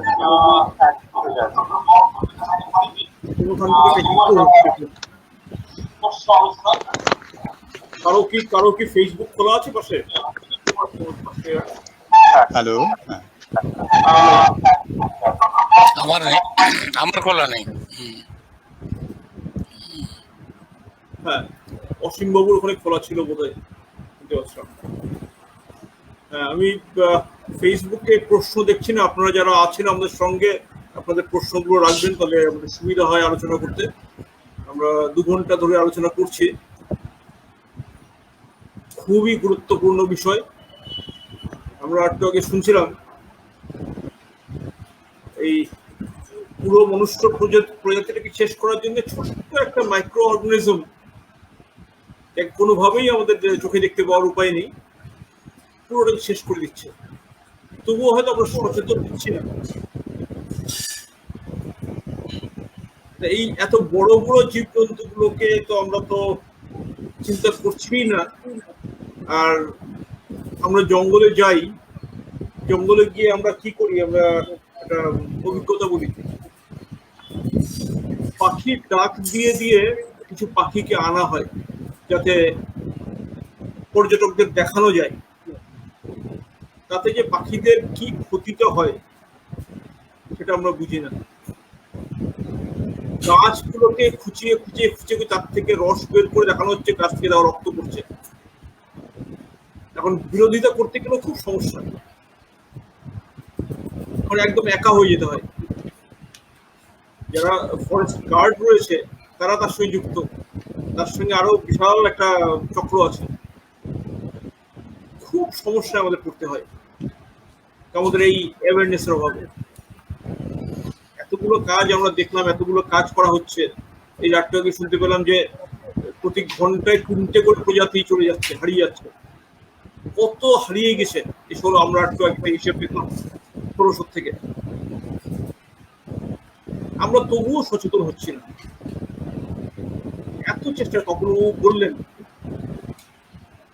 কিভাবে আমরা চেষ্টা করছি, কিভাবে আমরা প্রস্তাব রাখছি, কিন্তু ওগুলোই প্রস্তাব ওখানে বইয়ের খাতাতেই থেকে গেল, ফাইলের মধ্যেই থেকে গেল। আমাদের চিন্তাধারায় আসছে না, আমরা কিছুতেই ভাবতে পারছি না। অসীমবাবু সঙ্গে আছেন। হ্যাঁ, অসীমবাবু। নমস্কার। আমি আজকের যে আলোচনা আমরা এতক্ষণ শুনলাম দুজন বক্তার, সত্যি আমরা মোহিত হয়ে গেছি। মানে এতটা সময় ধরে আলোচনা চলেছে, কিন্তু মনে হলো যেন এই 10 মিনিটে শেষ হয়ে গেল সবটা। এত সুন্দর আলোচনা, এবং একটা আমাদের উত্তরের তরাই ডুয়ার্সে এই যে বিস্তৃত বিষয় আমরা জানতে পারলাম, যেটা আমাদের শুধু জঙ্গলে যাওয়া, একটু বেরিয়ে আসা, একটু আনন্দ করা, এটাই হচ্ছে আমাদের পর্যটকদের মধ্যে রয়ে গেছে। আমার মনে হয় আমাদের এই যে অ্যাওয়ারনেসের যে পার্টটা, এই পার্টটা যেরকম আমাদের স্কুল লেভেল, কলেজ লেভেল ছেলেমেয়েদের মধ্যে প্রয়োজন, তেমনি করে আমাদের যারা জঙ্গলে বেড়াতে আসছেন বিভিন্ন জায়গা থেকে, তাদের মধ্যেও এই অ্যাওয়ারনেসের পার্টটা কি করে দেওয়া যায়। সেক্ষেত্রে যদি আমার মনে হয় প্রিন্টেড কোনো মেটেরিয়াল থাকে, তারা যখন ঢুকবেন, ঢোকার আগে সেটা তারা পড়ুন। আমরা ঠিক কিভাবে ব্যবহার করব জঙ্গলকে, কোন অংশে কিরকম আমরা চিন্তা ভাবনা করব। এই গন্ডার দেখতে গিয়ে সেখানে কি করবে, জঙ্গলে ঢুকে এই যে বললেন একটা পাতা আমি ছিঁড়ে নিয়ে যাচ্ছি, সত্যি তো তাই, সাংঘাতিক বিষয়। এটা কেন আমি নিয়ে যাব, এটা বিরাট অপরাধ। এটা সেই ক্ষেত্রে আমরা এটা করছি কেন, আমরা না জেনে করছি, বা আমরা ভাবছি না এটা করা যায় না, এটা সাংঘাতিক বিষয়। তার সঙ্গে যে শিশুটি রয়েছে, এবার সেই শিশুটিকে যদি ফরেস্ট গার্ড ধরে আটকে রাখে কিছুক্ষণ, বা তাদের আটকে রাখে, তাহলে কিন্তু তারা ক্ষিপ্ত হয়ে যাবে। কিন্তু জঙ্গলে ঢুকে আমরা একটা পাখিকে উত্ত্যক্ত করছি, একটা সাপকে আমরা ঢিল দিচ্ছি, একটা জন্তুকে দেখে আমরা তাকে উত্ত্যক্ত করার চেষ্টা করছি, গাছের একটা অংশ ছিঁড়ে নিচ্ছি। এই যে আমরা করছি, সবটাই যে আসলে আমরা নিজেদের ক্ষতি করছি, আমাদের নিজেদের বাসস্থানকে রক্ষা করবার জন্য যে এদেরকে রক্ষা করা উচিত, এই চিন্তা আমাদের যতক্ষণ মানুষের মধ্যে আমরা না ঢোকাতে পারবো, যতক্ষণ এই অ্যাওয়ারনেস আমরা না করতে পারবো, ততক্ষণ আমার মনে হয় না যে আমরা পরিবেশ সচেতনতার যে কাজে আমরা নেমেছি, দীর্ঘদিন আমাদের চলছে এটা, তবু সত্ত্বেও এখনো আমরা দেখছি যে মানুষ সবটা সচেতন হয়নি। না হলে পরে আমরা আজকে কিন্তু ধ্বংসের চরম জায়গাতে গিয়ে হাজির হব, যে আলোচনার মধ্যে দিয়ে প্রতিফলিত হয়েছে। আমি আমাদের দুজন বক্তা যারা আজকে আমাদের দীর্ঘ সময় তারা দিলেন। অসীমবাবু, আরেকটা প্রশ্ন আমার মাথায় আসছে।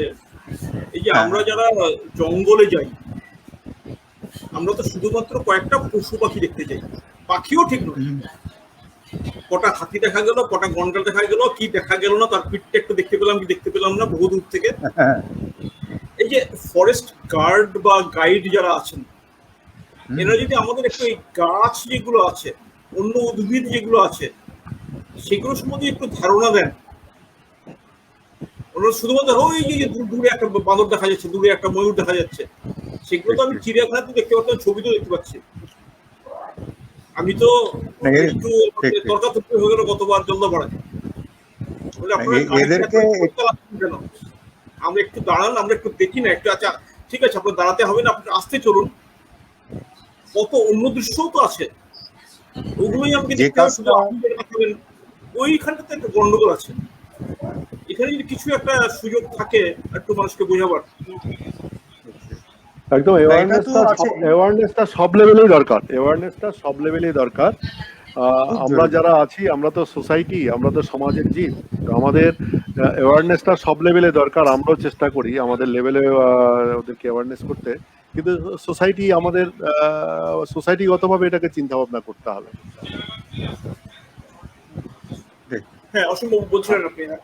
হ্যাঁ হ্যাঁ হ্যাঁ, আসলে এই যে আমাদের জঙ্গলে ঢুকে এইগুলো চেনানো বা এই সম্পর্কে কিছুটা ধারণা দেওয়া, এটা বিজ্ঞান মঞ্চ কিছুটা করছে আমাদের, যেটা নেচার স্টাডি ক্যাম্প হিসাবে আমরা ছাত্রদের নিয়ে যাচ্ছি।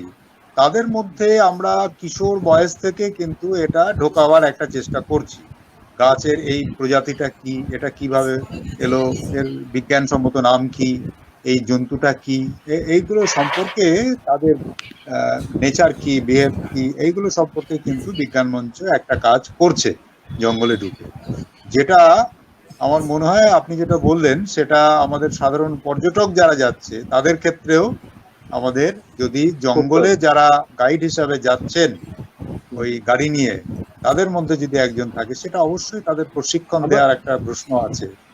আমাদের আরো ইমপ্রুভ করতে হবে। আমাদের সব জায়গায় এখন গাইডের ব্যবস্থা হয়েছে, সেটা আরো ইমপ্রুভমেন্ট পর্যায়ে আছে। আশা করছি এটা অবশ্যই খুব ভালো, এটা করতে পারলে খুব ভালো হবে। তপনদা, হ্যালো। বলুন। হ্যাঁ বলুন। হ্যাঁ হ্যাঁ হ্যাঁ, তাহলে এই তো আমাদের গেল। এবারে হচ্ছে মানে আমাদের প্রশ্নগুলো সঠিক দেখা যাচ্ছে না, সবাই কিছু সেভাবে করেননি। আমার মনে হয় আমরা দীর্ঘ সময় থেকেছি, যদি কিছু থাকে আমরা কিছু নেই। হ্যাঁ আমরা শেষ করতে পারি আজকে। হ্যাঁ হ্যাঁ হ্যাঁ, আমি সবাইকে আন্তরিক অভিনন্দন জানাচ্ছি যারা আমাদের ওপারে থেকে দেখছেন, এবং আমাদের মাঝে এই যে দুজন বক্তা মূল্যবান আমাদের বিষয় দিলেন, যেটা নিয়ে জনবিজ্ঞান আন্দোলনে সামনের কাজ কি হবে, আমাদের পরিবেশ সচেতনতা এবং পরিবেশ রক্ষায় কি পথ আমরা চলবো, কিভাবে তার দিশা আজকে আমরা এই আলোচনার মধ্যে থেকে কিছুটা পেয়েছি। আমরা দুজনকে আন্তরিকভাবে অভিনন্দন এবং ধন্যবাদ জানাচ্ছি। ধন্যবাদ। নমস্কার। নমস্কার।